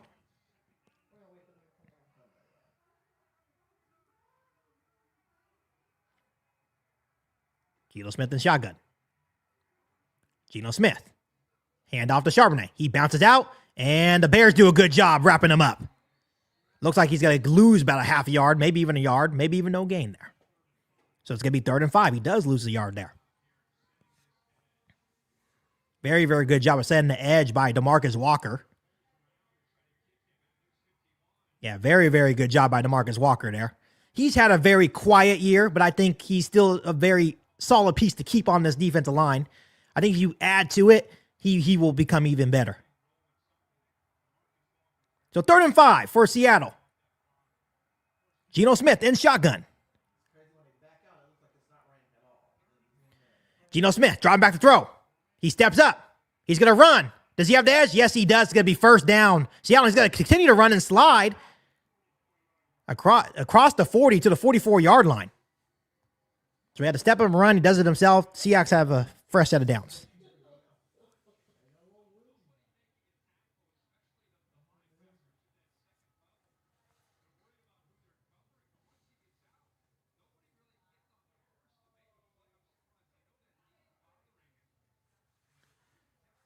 Yeah, Geno Smith can definitely move. He could definitely use his legs from time to time.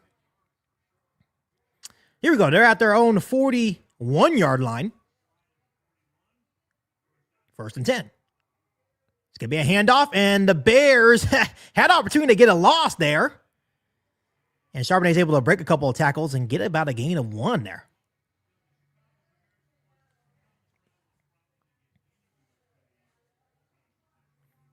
Now nearing 10 minutes left to go here in quarter number 3. Still a 6-3 ball game. 2nd and 8. That was 2 yards? Like, sometimes when you're watching, you're like, how was that 2? That was not no 2 yards, dude. Here we go. 2nd and 8.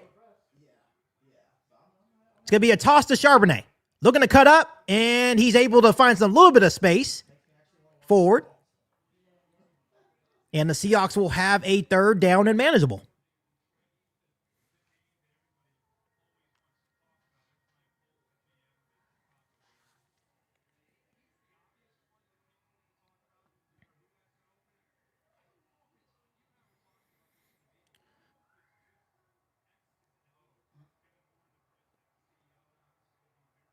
It's going to be a 3rd and 3 for Seahawks.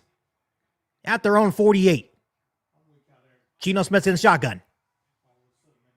Geno Smith, drawing back to throw. He's looking. Here comes pressure up the middle. And, he escapes the sack. And it's going to be fumble. And fumble grabs the ball. It's going to be Bears ball. Who lands on it? Who lands on it? It's going to be a strip sack. And I think Seattle recovered. It's going to be 4th down anyway. Seattle does recover. But the Bears get home on Geno Smith.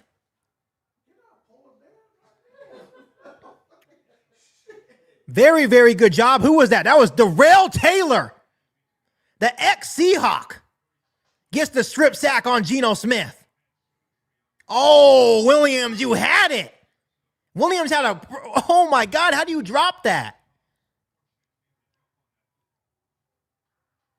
Once again, good teams make those plays. We're able to recover, but they'll have to punt anyways. Good job by the Bears defense there. 8:20 left to go here in quarter number 3. Joshua Blackwell is back to return, and it bounce and the Bears will have a fresh set of downs at the 21. Very good job by the Bears defense there. They've been able to get some pressure tonight. Something that we haven't seen in the last couple of weeks. That's their 3rd sack of the night. Darrell Taylor definitely wanted to play this game. He definitely wanted to play this game. I think that was a guy that was pretty good over there in Seattle. Just got kind of lost in the shuffle. So they decided to trade him.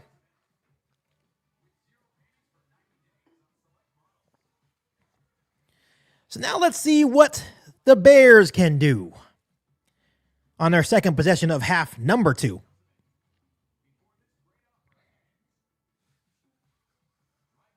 Man, that would have been nice, though, recovering that fumble, because we would have been already in their territory. I don't know what happened with Connor Williams there. It landed right in his hands, and he just dropped it.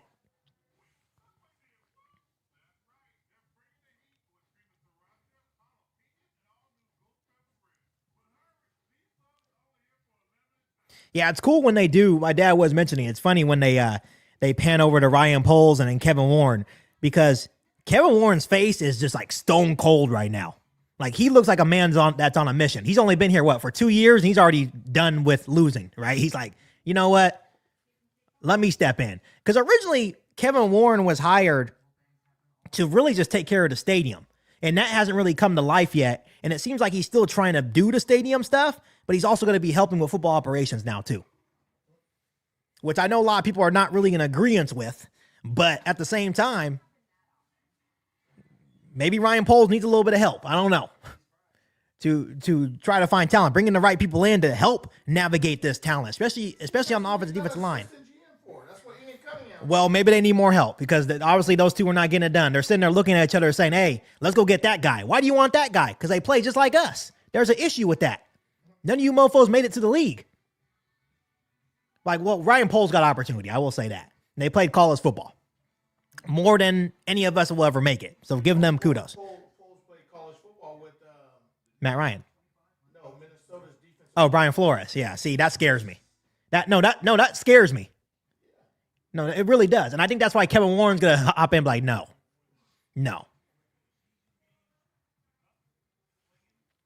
Yeah, that was Darrell Taylor's first sack since week 1 against the Tennessee Titans. So he's been quiet all year, but obviously facing his former team probably definitely has some motivation.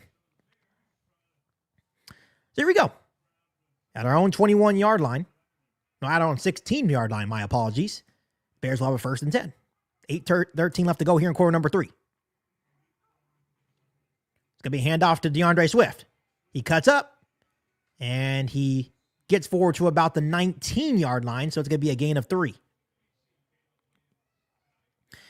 I think sometimes DeAndre Swift's vision's kind of lost. I think he had that season last year behind that really good Philadelphia Eagles offensive line, and I think Ryan Poles got memorized by it, right? But I think you've got one factor. You need to have a good offensive line, too, for him to have success. There are some running backs that, obviously all running backs want a good offensive line, but there's some running backs that can thrive no matter what. So it's going to be 2nd and 6 for the Bears. Play action. Steps up. Goes to the right. He's going to run. There goes. He has the space. He's across 30, across the 35 to the 36-yard line. 1st and 10 Bears. Caleb Williams uses his legs. Gets a 1st down.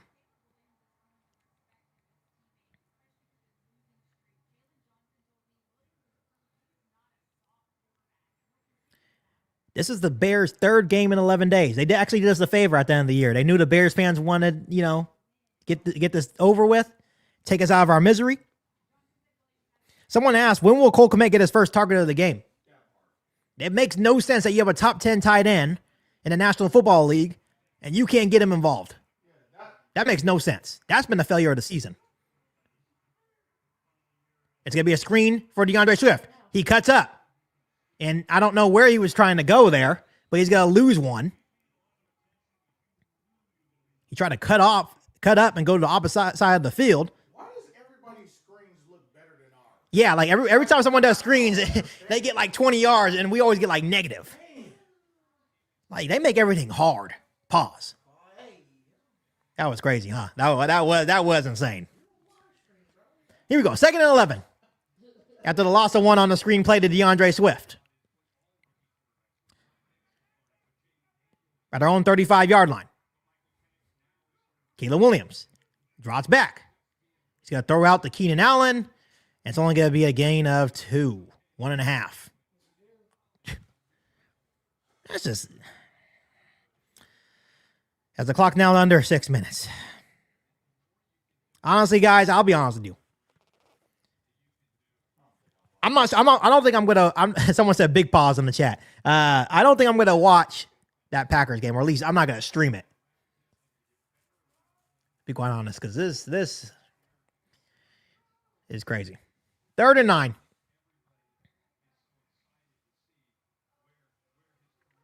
Caleb Williams, they're going to send pressure. Got to get rid of it. And he takes a sack. Down at the 25-yard line, they're going to be forced to punt again. Man, you guys are sorry. I don't know how to even feel about the Seahawks today either. They're better than this. There's no way in hell that you're letting the Bears be in this game. Yeah, no, I'm being serious. Like, I thought they were they just went toe-to-toe with Minnesota.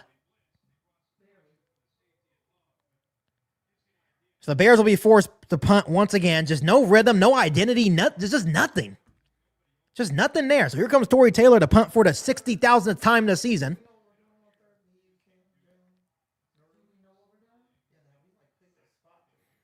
Tory Taylor gets it off. And that's actually one of the worst punts of the season. It's going to be down to the 35, so it's going to be good starting field position for Seattle.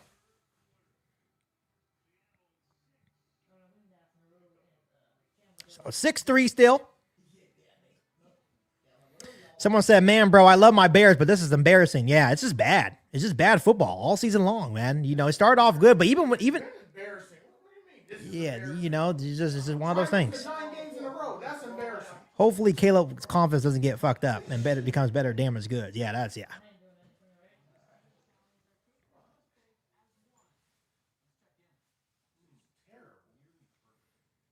You guys think this is embarrassing? Try streaming every week and watching this shit and trying to talk about it. They're just it's bad, man. This is bad. They really get paid for this. They really get paid for this. To put this showing on national TV, Yep. you get paid to do this. Yep. The defense, man. You know what's crazy? For the first time in a long time, the defense is actually playing good. But the ironic part is that the offense was playing good these last couple of weeks. And that's what's so dysfunctional about this damn team is that when the offense is playing good, the defense is ass. And then when it, and then vice versa. They can never play good together.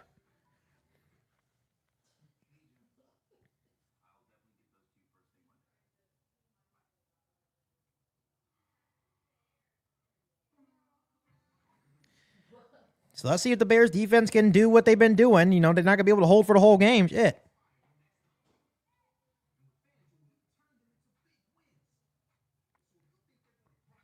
Once again, I do appreciate you guys for tuning in today. Once again, I want to give a huge shout out to the sponsor of today's live stream, and that is BetUS. If you guys are still betting on the Chicago Bears, I'll be honest with you, you guys are dumb as fuck. You're probably losing a lot of money. So you guys can bet on other games too. Go bet on a team that you know is probably going to win. Like right now, go put your money on the not the Seahawks, but the Chiefs winning the Super Bowl. Honestly, you may win a lot of money. I think there's a lot of people confident that they'll at least make it back there. The Chiefs just have a way of kind of making you feel like they're having a down year, and then at the end of the year they turn it on.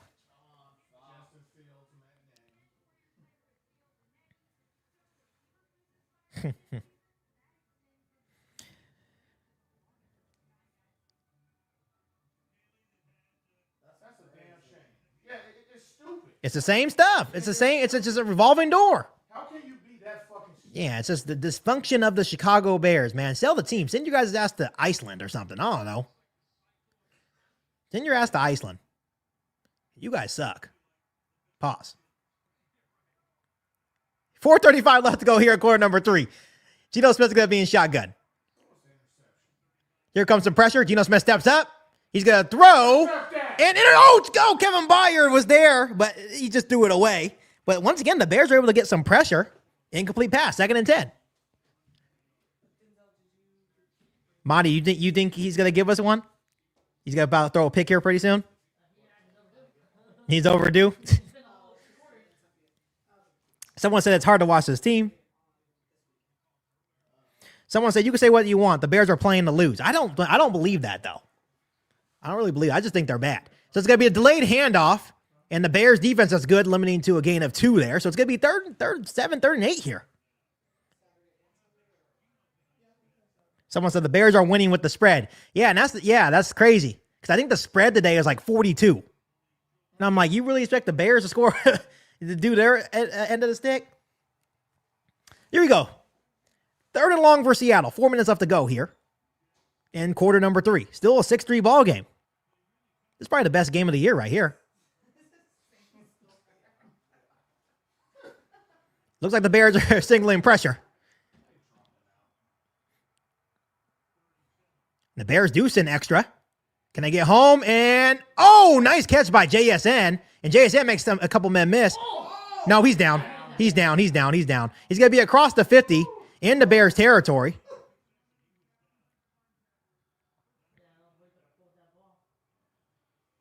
It's going to be 1st and 10 Seattle.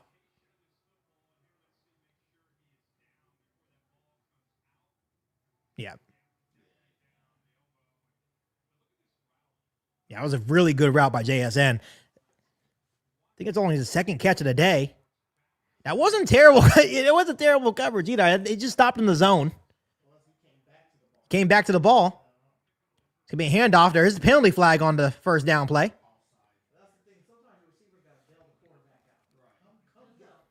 There's a penalty flag. We'll see what it is. False start on Seattle. So that'll push him back a couple of yards.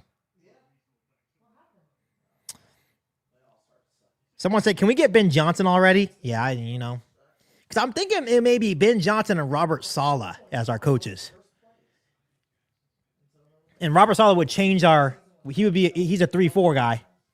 But, oh well. I don't really care what he is.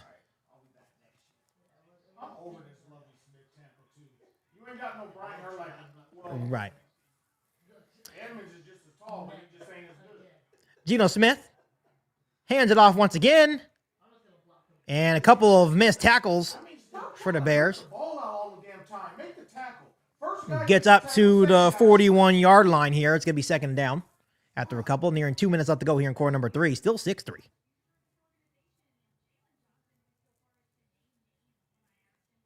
A touchdown here is going to end this game. But the Bears' offense is so funny style. It's going to take for the Seahawks to score a touchdown for them to drive and score one themselves. So here we go. 2nd and 9. Geno Smith is in shotgun once again with McIntosh, the backup running back, to the left of him. It's going to be a quick screen to the tight end. And the Bears do a decent job. Oh, it's fumbled. It's fumbled. Keep running. Keep running. Keep running.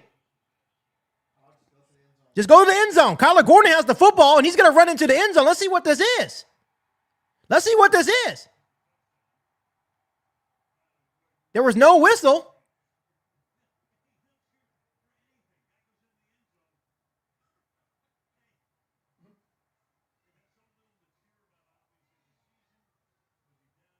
That ball's moving. That ball's moving. But is he down now?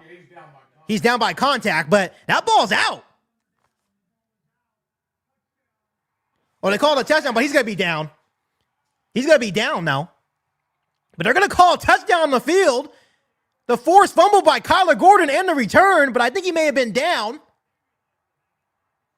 Dang, your hair looking like mine, dog. Damn, dog, I didn't know you were that bald. Shit. Hey, man, he could be watching this. Right? Yeah, the Bears got a touchdown. We're going to see if he was down, though. The ball's out. Ball's out. The ball's out for sure. Down because he's laying on a player.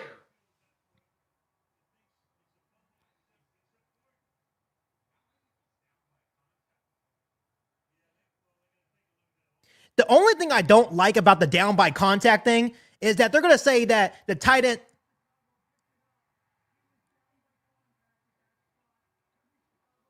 Because it's going to be Chicago ball, but he was down. But I don't like that rule, though, because how can a foot be down by contact? I think they should change the rule where you have to have at least one hand. You shouldn't be able to have a foot and say you're down by contact.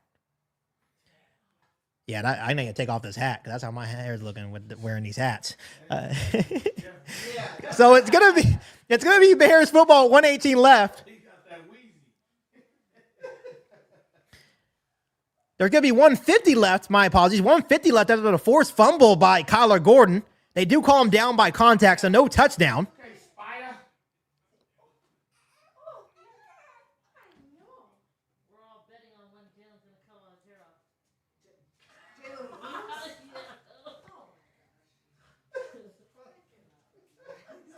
I got 2 years.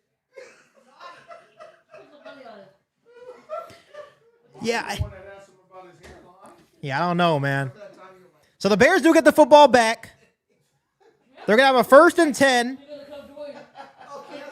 They're going to have a 1st and 10 at their own 38-yard line. So still pretty decent field position, but will it matter? Honestly, that's why I was happy that he scored. I was like, keep running. Keep running. That might be the only score points we get. It's going to be 6-6. I think the way that we're going to lose today is going to be 6-6. We're going to have the ball, 4th quarter. He's going to drive down with 1 second left. It's going to get blocked and returned by Seattle. What a play by Kyler Gordon. He's going to get extended before Brisker.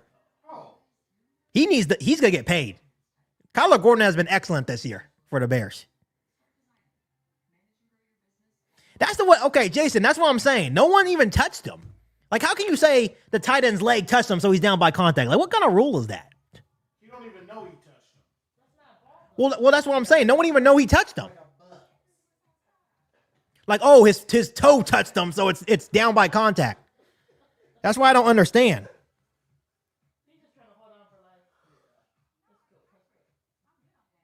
It don't look that bad, actually. It don't look that bad. So the Bears will still have good field position. It probably won't matter, but at least the defense is balling today. It's been a while since they played like this. That's why when I saw the Seahawks on our schedule, I was like, okay, that could possibly be a good game. Monty, shut up, man. I got Jamar Chase, Josh Jacobs. Barkley's up there, you know. Did you lose Jefferson. whatchamacallit from Dallas though for the whole year? No, he's not on my team. Craver. Shout out to Craver. Shout out to Craver for not trading me CeeDee Lamb. It's all good. Wait, is this white? Oh, they probably just wore jerseys to support. It's probably his wife and daughter. Oh, and Peanut Tillman is in the box with Roger Goodell. You got it like that? Yeah, no one touched him. Yeah, no one really touched him, but it's okay. Bears got the football back. Let's see what they do. Yeah, they probably will. You're right. Caleb Williams, quick screen to Keenan Allen, and he bobbles it, makes a man miss, and he gets a couple of yards there. Almost dropped that. The Bears are obsessed with those quick, are they considered screens, technically? Quick wide receiver screens. Those are nothing but an extension of a handoff. Right. That's all it is. So we got a minute and a half left here in the third quarter. It's going to be 2nd and 5, Chicago. Caleb Williams in shotgun. It's going to be handoff or RPO to Caleb Williams, and Caleb Williams is going to get a couple. First, dog. Man, stop being a little punk. You gotta put your head down, little bro.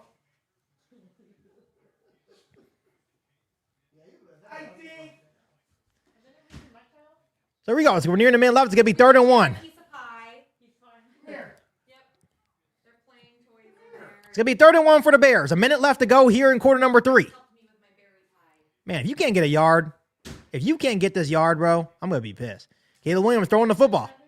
He throws, and it's caught by Keenan Allen across the 50 to the Seattle territory to the 49 of the Seahawks. 1st and 10 Bears. Yeah, I didn't. Hey, all I'm saying, the dude did not touch Kyler Gordon, but we're going to let it go. It's not like, we're 4-11. How many times y'all gonna talk about Yeah, they're still talking. I'm like, hey, it is what it is at this point. The play's already gone. go back and change the play? So empty backfield for Caleb Williams in Seattle territory.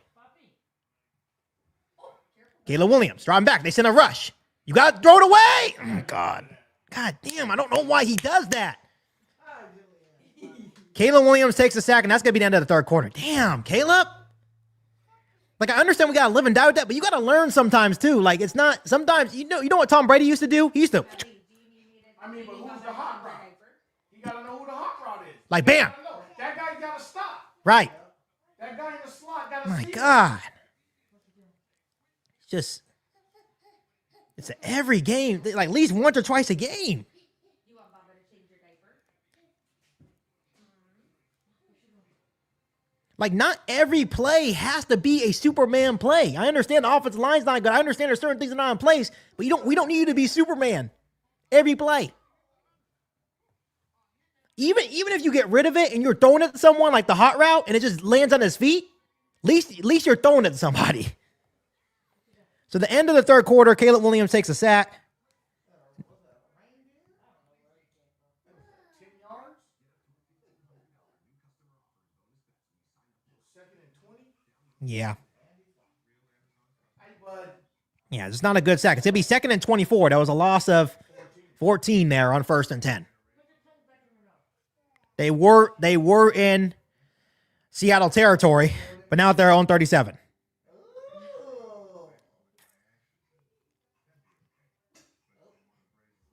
Yeah. And I'm really a big advocate. Like, sometimes you got to live and die with it, because sometimes Caleb escapes those sacks and then makes a play downfield. But I think there are certain situations you got to know when. If you know that you're not going to get away, you got to at least attempt.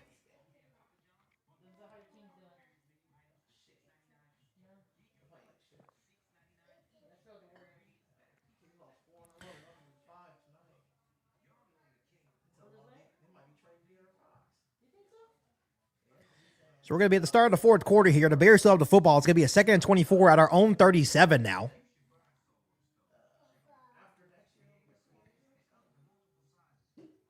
My thing is, though, if De'Aaron ain't pulling his weight, he can't say that shit. Exactly. Like, you got out, go average 30. You got to do your job, and you got to make your team better. If you want to be the Yeah, I don't think that one was on the O-line. you got to make Like, the pressure was in there quick, don't get me wrong, but sometimes you just got to be able to get rid of the ball and just live another day. Start of the game, not just pick the fourth quarter to play defense. And how are you guys not better, man? I don't know. It might be that change of starting month. Who knows? I don't know. Yeah, that's what I can't pinpoint. What the hell it is? I'm like, Because how do you have him, Monk, DeRozan, Sabonis on the court, and you motherfuckers is losing? Yeah, they gotta do something, man. I think the Bears may truly be cursed until they sell the team. To be quite honest with you.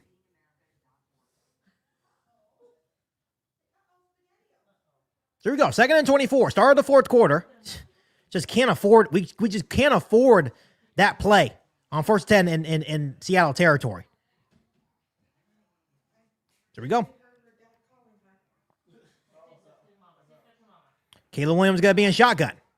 Let's see what they do here. I think that's DJ Moore was in the backfield. They most of them out. Caleb Williams dropping back.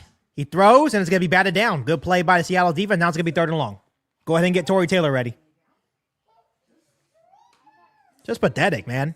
Just pathetic. Can't do nothing fucking good for you guys. You guys are fucking. Right, like you think you have a good rhythm going, and we do something stupid. It always happens. Thomas Brown, I was trying to be there for your brother, but he looking like a bust. Who? Thomas Brown. Oh, yeah. Well, there's some people that just can just be OCs. You know what I mean? Some people can't handle everything. Here we go. 3rd and 24. Caleb Williams going to be in shotgun. Caleb Williams drops back.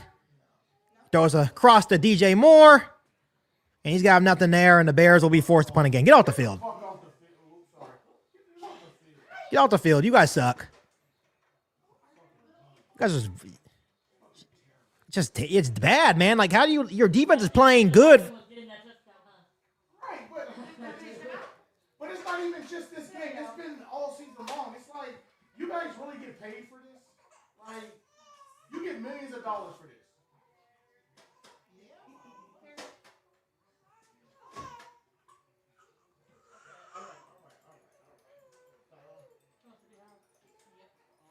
Here we go. Torrey Taylor is out there to punt once again.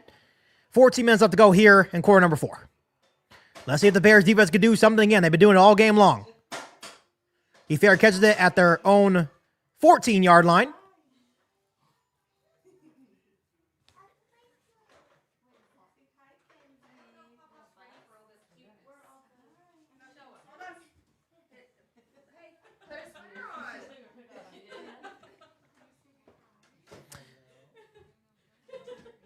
Yeah. Like I said, I don't think Caleb Williams is busted. I think he's gonna be okay. He's gonna be okay. Just gotta continue to build around him. Get the coaching right, and then we'll be okay. My head's been up. I'll tell you, my head's been up. There's just so much you can take. When you have a losing streak every single year for the last 5 years, that's gonna get on you. It's gonna start wearing on you a little bit. Someone said, who would your ideal free agent signing or draft pick be? Anyone that can block and rush the passer. No, in all seriousness, if he makes free agency, I want Trey Smith, guard from the Kansas City Chiefs, and I want Drew Dalman, the center from the Falcons. And then if Khalil Mack would love to make a reunion, I'll bring his ass back too. Then in the draft, I'll take Will Campbell out of LSU or Kelvin Banks. In the second round, I'm going to take Donovan Jackson, guard from Ohio State. Probably taking another defensive tackle edge rusher in our second round pick. I don't want to see no receivers, no running backs until later in the draft.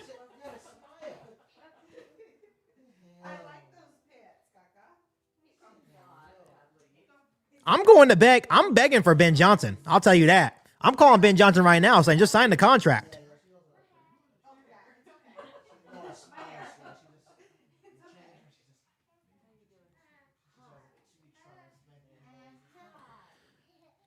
I think we'll be okay, though. We got to get the coach right. Got to get some offensive linemen in here. Some extra defensive tackles and maybe another edge rusher. Because the thing is, you got Darnell Wright.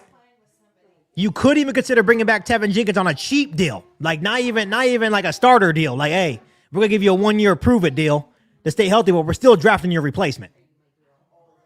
You know, you're not safe. Right, like a 1-year, $6 million deal. Yeah, if you don't want it, then go get hurt somewhere else. So right now, Seattle is hanging on to a 6-3 lead. The start of the fourth quarter here. Still lots of time left.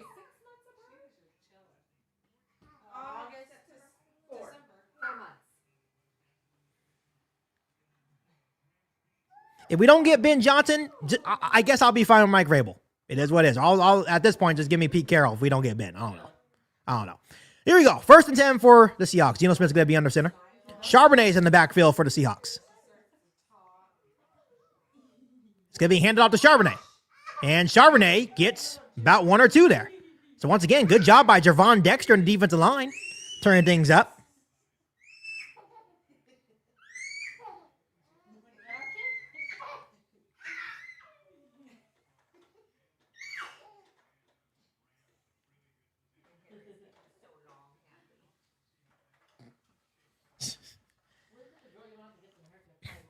Here we go.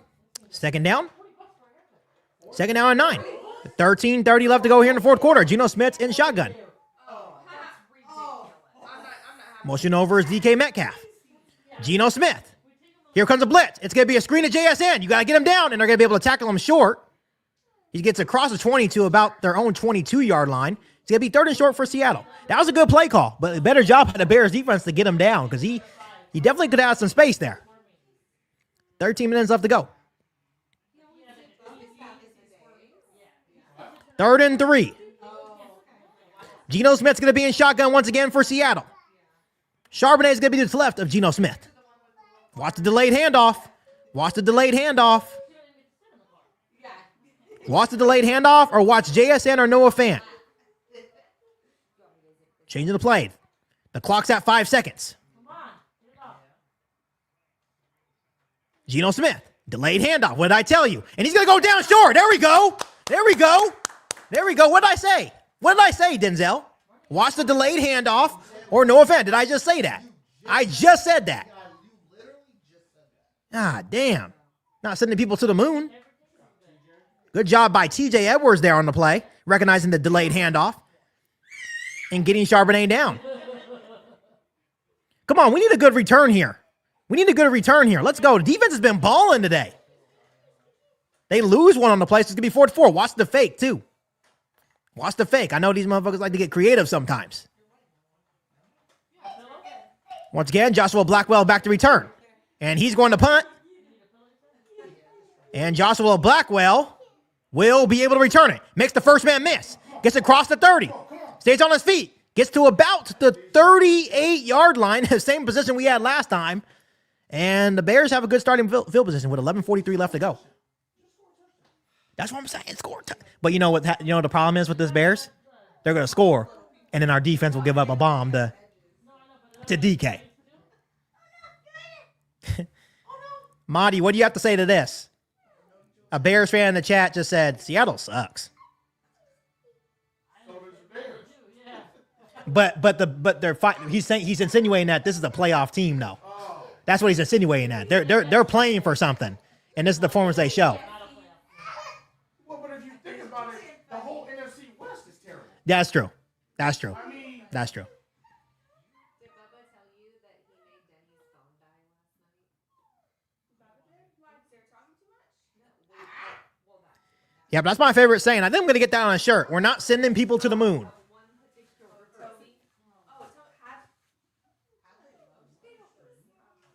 We're not sending people to the moon. Someone said, I live in Washington State. Hawks fans are big mad that it's 6-3 right now. That's funny. That's actually pretty funny. Huh?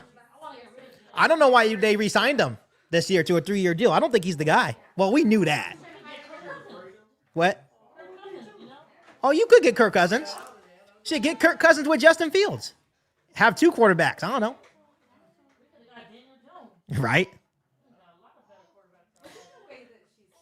Once again, I do appreciate you guys being here for the duration of this game. Make sure you guys do me a huge favor by hitting the like button.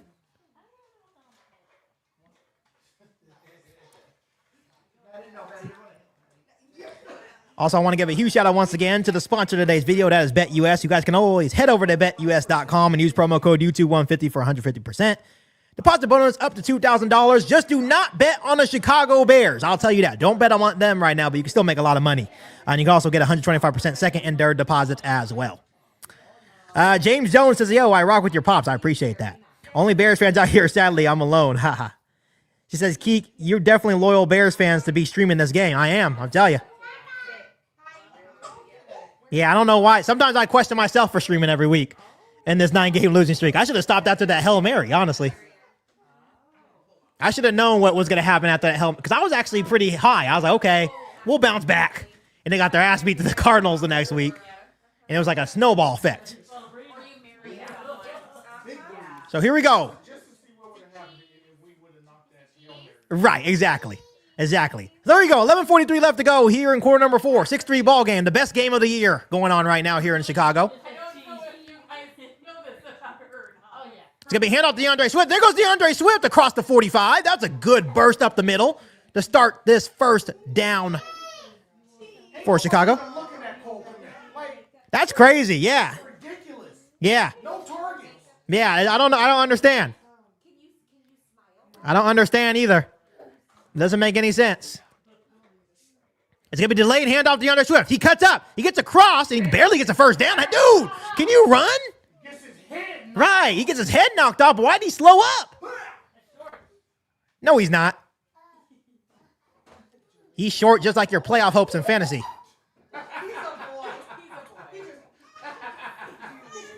Under 11 minutes left to go. 3rd and inches. He didn't get that? Oh, God. We're about to go 3 and out. I guarantee you he's not going to get in. If the Bears can't get inches. I'm not handing it off. I'm not handing it off. They're handing it off, dude. You're not going to get it if you hand it off. 3rd and inches. They're going to be not even I formation. They're going to hand out to Roschon Johnson, and he gets it with the second effort. He almost didn't get it. He was stuffed in the backfield. So now they're across the 45 to their own 46-yard line. It's going to be 1st and 10 Chicago.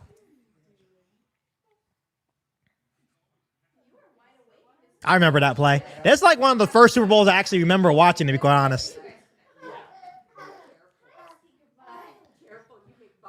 Baby girl, I'm going to be over there to hold you after this stream, just that you know. I'm going to be over there to hold you. Someone said 6 and 6 coming.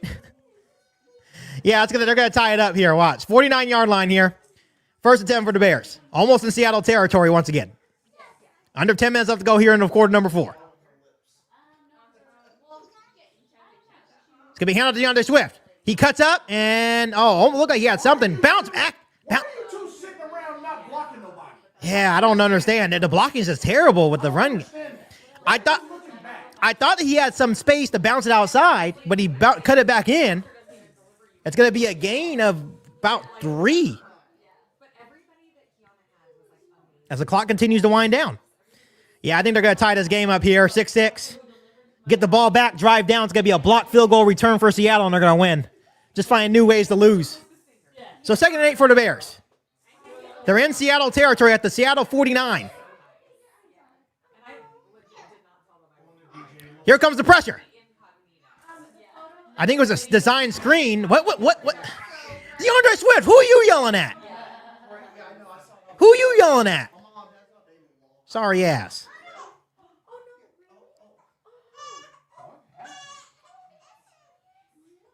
I think it was a design screen.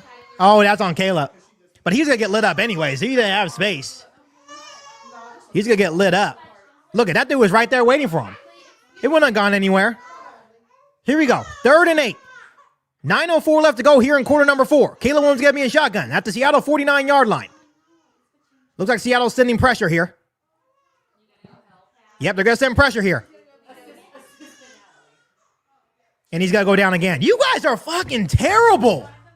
Like, how much longer can we watch this? Ah, damn, we don't even want to play against Green Bay. Take your sorry ass on the sideline, every single one of you. Sorry, motherfuckers, man. Fuck.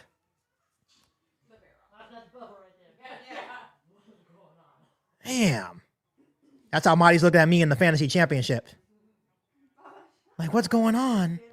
What happened?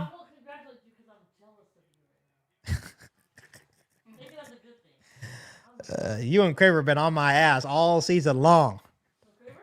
No, not really. So Torrey Taylor punts again. Under 9 minutes left to go. And, ooh, he fair cuts at 11. What happened? Yep. Seattle have a first hit at their own 11. Geno Smith's got to throw a pick here. Geno Smith's either going to throw a pick or he's got to throw a bomb. One of the two. Honestly, Geno Smith, if you could just end our misery right now and throw the bomb so we don't have hopes of winning. But the Bears defense is going to be back out there. And like I said, they've been playing pretty deep. They've been playing pretty good today. This is the best game they've had in the last 7 weeks. Someone said, Ryan B-word poll said this O-line was good.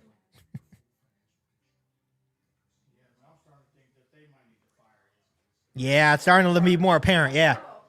I try to root for him too, man, but he got to go, man. You can't be an offensive lineman and not have offensive linemen. That don't even make sense. That makes sense to me. Yep. Yep, so Caleb Williams goes down again. And the Bears have the punt again with 8:13 left to go here in quarter number 4. Still a 6-3 ball game. Seattle have a first 10 at their own 12-yard line. Caleb Williams has been sacked another 6 times today. So definitely not ideal. He's 12 for 20 for 92 yards.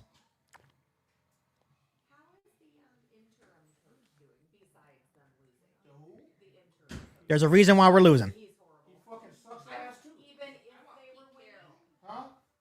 If we were winning, that means you'd be doing good. No, it's 6. Alexander is 6. Yeah, 6 sacks for Caleb in the offense today. Pete Carroll was good back in Russell Wilson days. The time has passed him by. Yeah, I don't know what's going on. Man, we should know this, though, with the Bears. No. But the thing is, his coaching staff that he would bring. Once again, Bears fans, I appreciate you guys, man. Even though the Bears suck.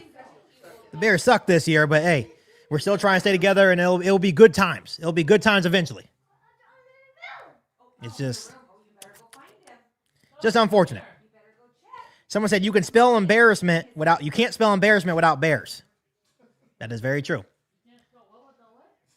You can't spell embarrassment without Bears. Just points all on the moon right now, man. Damn. Yeah, terrible play calling. This is the worst team I've seen in any pro sport. Actually, maybe the worst in any sport. Yeah, it's been bad. This is historically bad. Look at this kid. Look at this kid. Right. So here we go. Geno Smith. Geno Smith's back out there. At their own 12-yard line. 1st and 10, 8:13 left to go here in the ball game. Just end it. Come on. Motion over is Tyler Lockett. And it's going to be neutral zone infraction on the Bears, I believe. Number 64, you're terrible, bro. Yeah, neutral zone infraction on the Bears, and it's going to be 1st and 5 now. Now they're going to be up to their 17-yard line. Yep, it's Ford. He's an ex-Packer. He's a spy. He's a spy. He's the ops. You should never... No, what are we doing here? You talk about a loyal fan. That motherfucker right there. Every game. He's probably the reason why we're losing. He's probably a bad luck charm. He's probably sit out a couple of games, see what works. All right, here we go. Play action for Geno Smith. He's going to try to throw deep, and he had... Oh, nice catch. Touch him. Yeah, he did make the catch. Very good catch. Across 35, all the way up near to 40 as the clock continues to run. Beautiful catch. Yeah, beautiful catch. What are you talking about, Marty? Yeah, that was a good grab. The Seahawks have the cleanest colors of the NFL, though. I like her. She loves Seahawks. 7.5 minutes left to go here in quarter number 4. 6-3 at their own 40-yard line. It's going to be a toss to Charbonnet. And Charbonnet carries him forward for 2 yards. He should have been tackled beyond the line of scrimmage there. Was able to put his head down and get a couple. What team are you? Seattle or the Niners? She was a Broncos fan. Marty, what team are you? The Niners or the Seahawks? Oh, God. See, I'm done talking to you. Keep watching the game. Stop talking to me. So there you go. So 2nd and 9. Geno Smith's in the shotgun. Delayed handoff. Oh, no, it's play action. Here goes Montez Sweat. Oh, and it's caught. Did he get his both feet in? Yeah, he does catch it. It's going to be about a gain of 2.5, 3 yards there. Montez Sweat was in there on the pressure. I thought there was a delayed handoff there. It was a play action. And Geno Smith was able to find Noah Fant. 6.5 minutes left to go here in the ball game.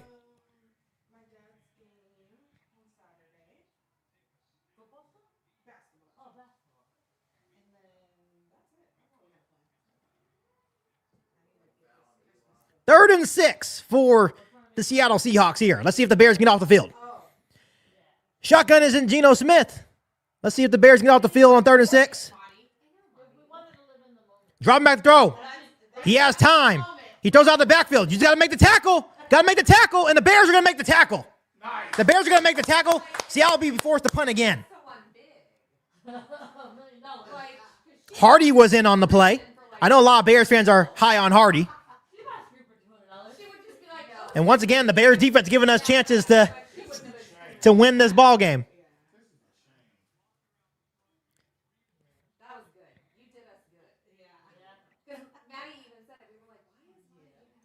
Yeah, I was like, it's nice, but kind of random. Yeah, there was a bunch of Bears in on that play. And at 4th and 4 with about 5 minutes left to go, they're going to punt. And Blackwell is going to fair catch it at their own 12-yard line. So with 5:12 left, all 3 timeouts, here comes Caleb Williams on the Bears. I got to tell you what's going to happen. We're going to drive. We're going to drive down the field, and we're going to not get it. They're going to opt to not take the points. Or we may get a chance to kick a game-time field goal and to get blocked or something.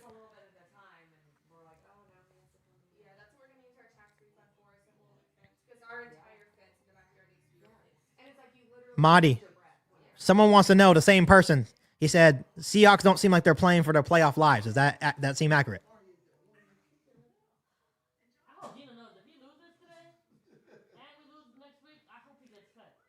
Who, Geno? Yeah. Well, hey, look at the Falcons did it with Kirk Cousins. They gave him 4 years, 180, and they're going to cut him. What happened? What are you trying to do? Just focus on your damn live stream. Was he in?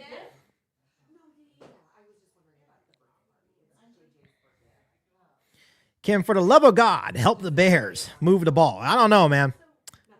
We're about to find out.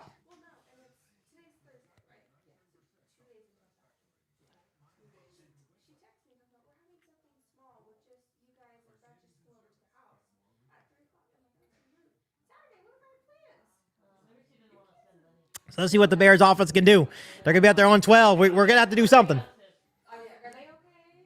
God, you know, I think if we can get some time, it's been a struggle with the offensive line today, but if we can get some time, got to try to push the ball down the field. You got to tell Caleb to have some risky throws, sling it.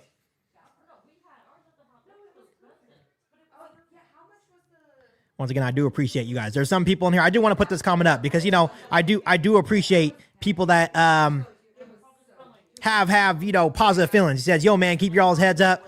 I'm telling you, dude, I'm 57 years old and watching the sport a long time. Your kid got the goods. I mean, hell, he's from my hometown. I don't know if I told you. Yes, you did. I appreciate you. Yeah, someone said the Packers are going to feast against us. Yes, they are.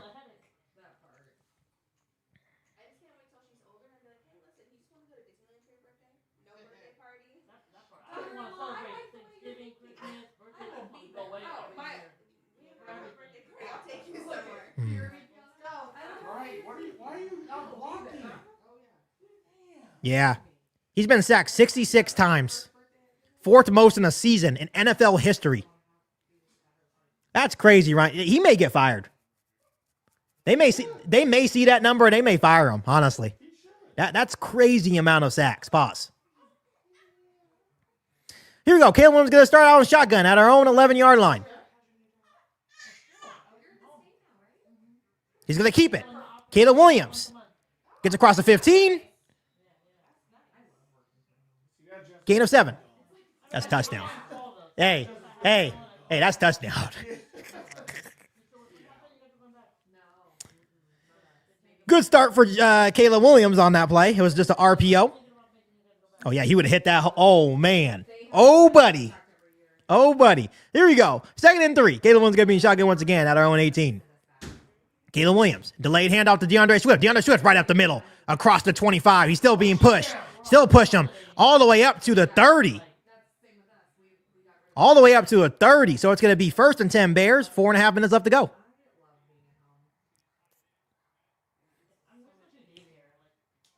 You gotta score a touchdown. You gotta make them have to score a touchdown. I'm not confident either way. But I'm just saying, Yeah, I get what you're saying. Yeah. if you want to win the game, you gotta score a touchdown. Caleb Williams steps up. He gets away. Just run. He's looking. Makes a man miss. He has the edge, and he's gonna. Oh dang. He's gonna get another gain of 8 with his legs. Has now 4 minutes left to go here in the ball game. I like when he's not hesitant and just runs. He just wants to throw and I appreciate that. I like that. But sometimes you gotta know when to go.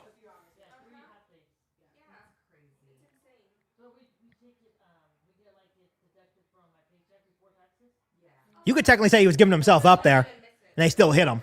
But right, 2nd and 2, caught by Keenan Allen, and he goes down. Damn. It's gonna be a loss of 1 maybe, so it's gonna be 3rd and 3. 3.5 minutes left to go. Stop calling that play. Yeah, take that out of your playbook. That wide receiver screen's not working. Oh my God, I hate that play, dude. Honestly, if the game ends like this, I'll still have some. I can still talk a little bit of mess, honestly, because we're supposed to lose. I'm gonna say you scored 6 points against the Bears, bro. Like, damn. Yeah, they are. Pause. Shotgun is Caleb Williams. Clock's at 3, 2. He gets it off. He steps up, and he's gonna get. Oh, he's right at the line. He's right at the line. You got to give us that. No, that's a terrible spot. That is a terrible spot. Challenge that. That is a terrible spot. That is Thomas Brown. Take that little red flag. I don't care. You could challenge it first, though, before you go for it. You don't think that's a terrible spot?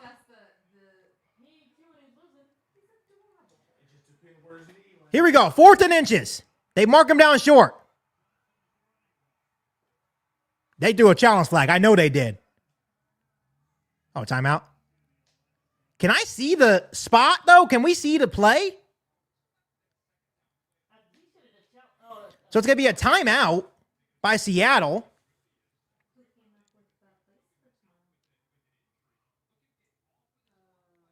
That play is not going to work because there's 2-on-1 blocking schemes, though.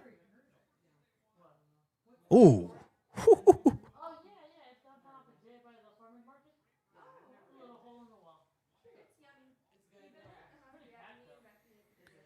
This is basically the ball game here, man. Because we have 3 timeouts, but if they get 1 first down, it's over. Here we go. 6-3. Oh, man, I don't like this. Why is DeAndre Swift in the backfield, bro? I do not like this. 4th and inches, 2:14 left.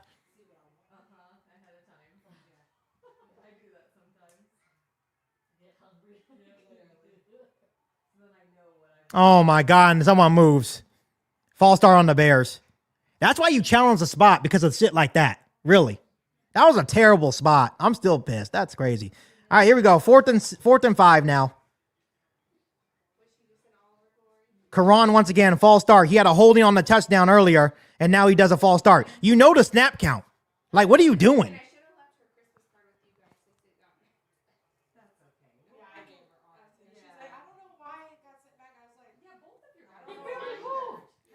So we had 4th and inches. Now it's going to be 4th and like 5 or 6. So it's going to make this really, really hard. Are they going to trust their defense? They're going to punt it. Wow. So they're going to trust the defense because it's 2:14 left. So they have the 2-minute warning and the 3 timeouts. But this team's terrible.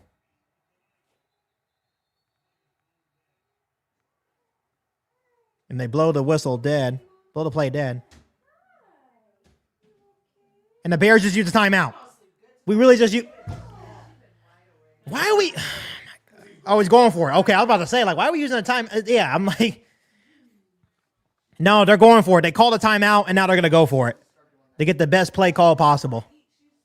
Honestly, if we lose, where are they going to drop? Where will this drop our positioning to? Will we be 9th pick? So it's 4th and 5. Someone said they're saving that challenge flag for next season. Yeah, I thought it was worth the while to get a little bit closer because I feel like they put the ball, even if it wasn't a first down, it could have been closer, was what I was arguing, but doesn't matter.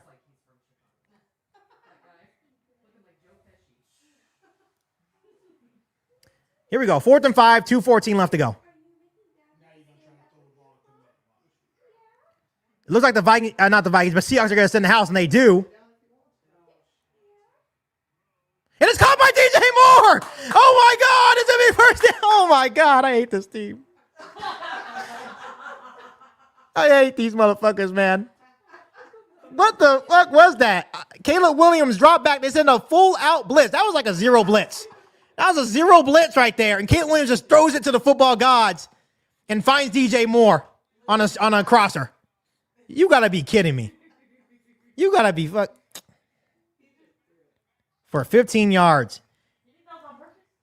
No, he didn't. I already know what's happened. This is some 2:05 left to go. The 49-yard line of Chicago. Caleb Williams in shotgun. He fumbles. He steps up and he's gonna take a sack. 2-minute warning.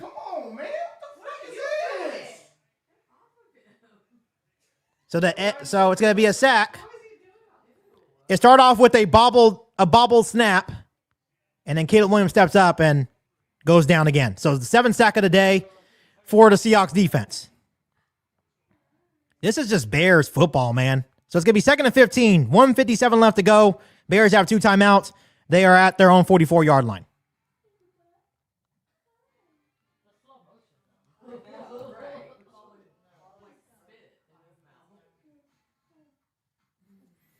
This has just been a sloppy, like, it looks like the Bears don't even prepare. Like, it looks like they had no game plan whatsoever.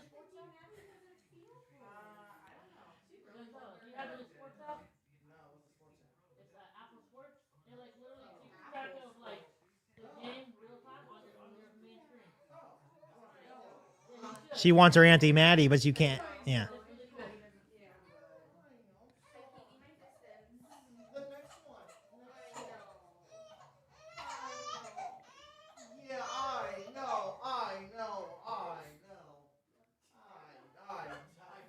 That was a ridiculous throw, though. That was just like throwing up and praying that someone would come down with it, and DJ Moore's is in the right spot at the right time.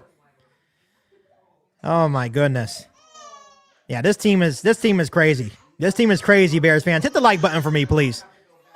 Hit the like button for me, too. No, she's just sharing her misery of the Bears with her uncle. That's exactly what I sounded like after the Washington game.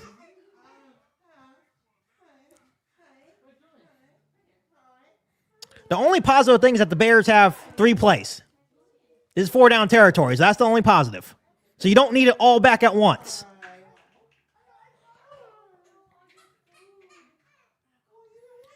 I have an eerie feeling that this is going to be overtime.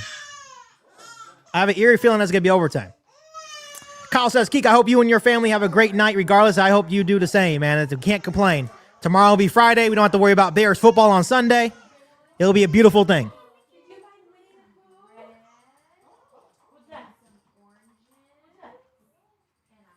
Yeah, that is a bright side. Most quarterbacks would have given up. At least Caleb Williams fights to the end. I know he's taking a lot of punishment, but at least he's trying. It's kind of hard for him to do anything when that last play was a 0 all-out blitz on that 4th down play. Someone said we got 1 more week of this bullshit. I agree. Yes.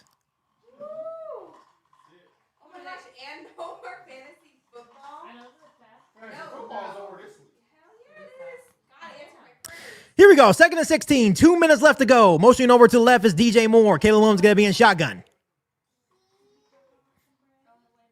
Caleb Williams. Quick screen to DJ Moore. Setting up his blocks. And he's going to get nothing. You got to take that play out of your playbook, bro. Because now it's going to be 3rd and 14. 1 yard gain. Like, how many times are you going to call that play when it's not working? Until you throw it out. It got tipped, but still. That wouldn't have changed anything. Here we go. The clock is winding down to a minute and a half. Bears have 2 timeouts. This is going to be the ball game. They got 2 plays to get a first down. 3rd and 14.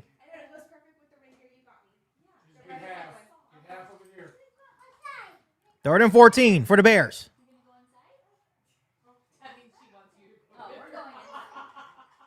Caleb Williams dropping back. He looks. Steps back. He steps in the pocket again. Rolls out to his right. He's still looking. He throws. And Roma Dunze, it's caught. It's caught by Roma Dunze across the 40. Come on. Get on the ball. Well, they can't throw a challenge under 2 minutes, so. 50 seconds left. Come on. Let's go. We shouldn't be settling for overtime now. Come on. 40 seconds left. They're in Seattle territory at the 40. Hike the ball. There we go. Caleb Williams hikes it. He's looking. Has time. Here comes the pressure at the middle. And he's just going to throw it away. We wasted way too much valuable time. They're definitely setting for a feed. They're definitely setting for a field goal here, but they were not even in field goal range. We got that. What a catch by Roma Dunze. On 3rd and long there. That was a good catch by Rome. That rookie-to-rookie connection is going to be special once we can get some guys that can actually block. So the Bears have 31 seconds left. 2 timeouts. And remember, we have to understand his range. You got to understand his range. Do not settle for a long field goal, Thomas Brown. If you do this, you have not learned anything from your counterpart. There's 2 seconds left, and they're got to use their timeout. Oh, my God, man. You guys are special. You guys, he's mad at his coach because I don't understand what we're doing. Like, what? So now the Bears only have 1 timeout with 31 seconds, and we're not even in field goal range. Just special.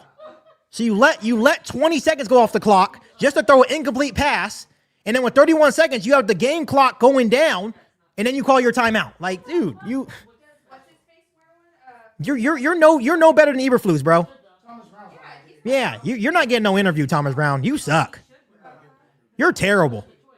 You were good as an OC, but you just can't handle the pressure of the head coach sitting tells. They are special, Bears fans. Yeah, Thomas Brown, man, he's like, honestly, he dealt with a crappy situation, but still, they're coming with all-out blitz here. They're showing pressure. Who's the hot spot? Yeah, know where your hot spot is. They send pressure. It's thrown to Roma Dunze. Oh, and they try to do a fade route to Rome. Nothing there. 3rd and 10. 26 seconds left. You didn't do nothing. It was a bad pass. Don't sit there like you did something. I hate when corners do that. Yeah, you are right. He will get the interview because of the Rooney Rule, and that's going to be their one, Rooney Rule candidate, probably. So 3rd and 10, 26 seconds left. Really, honestly, if you can get, yeah, you have to waste your time. If he's not a good candidate, he's not a good candidate. Oh, I have to interview you because you're black. That's stupid. If you're not going to give him the damn job, right. Here we go. 3rd and 10, 26 seconds left. They're still at Seattle's 40-yard line. Dropping back. Looking. Steps up. He throws. Oh, my God. No one's there. Incomplete. And you can't kick. He could have ran that. Caleb, bro. Who are we throwing to? You can't. He doesn't have a leg to kick this. He doesn't have a leg to kick this. As long as 55, but not in these conditions.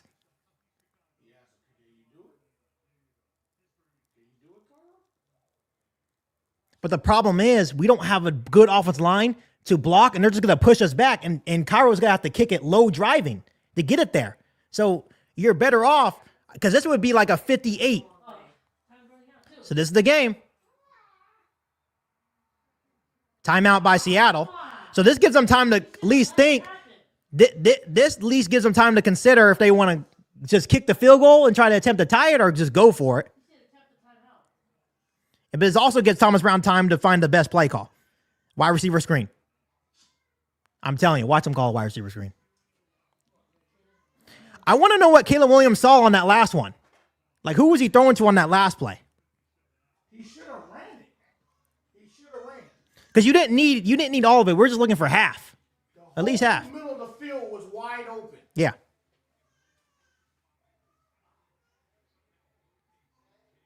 You better be coming up with a play, man, because you know they're going to try to.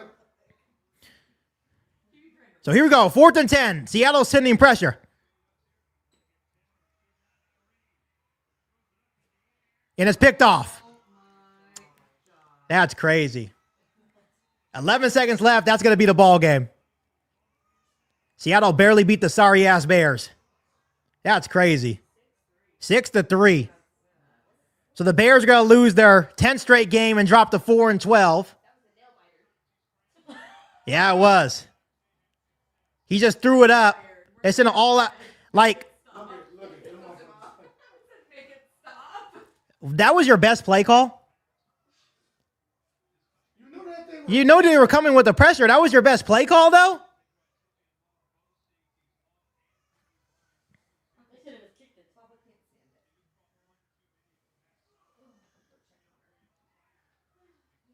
Like, you knew they were going to bring pressure.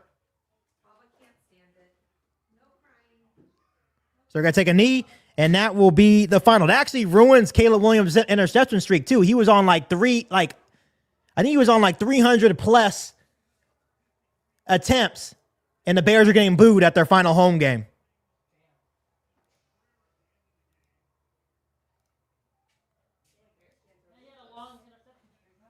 Yeah. So Seattle wins 6-3, so they stay alive in the playoff hunt. I would love to see them in the playoffs. But that's final here. The Bears dropped to 4-12.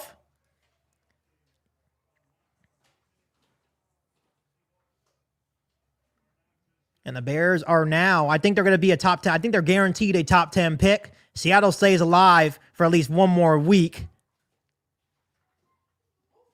But they can clinch the NFC West with a loss. So I think even if the Rams win this week, they're probably going to be out.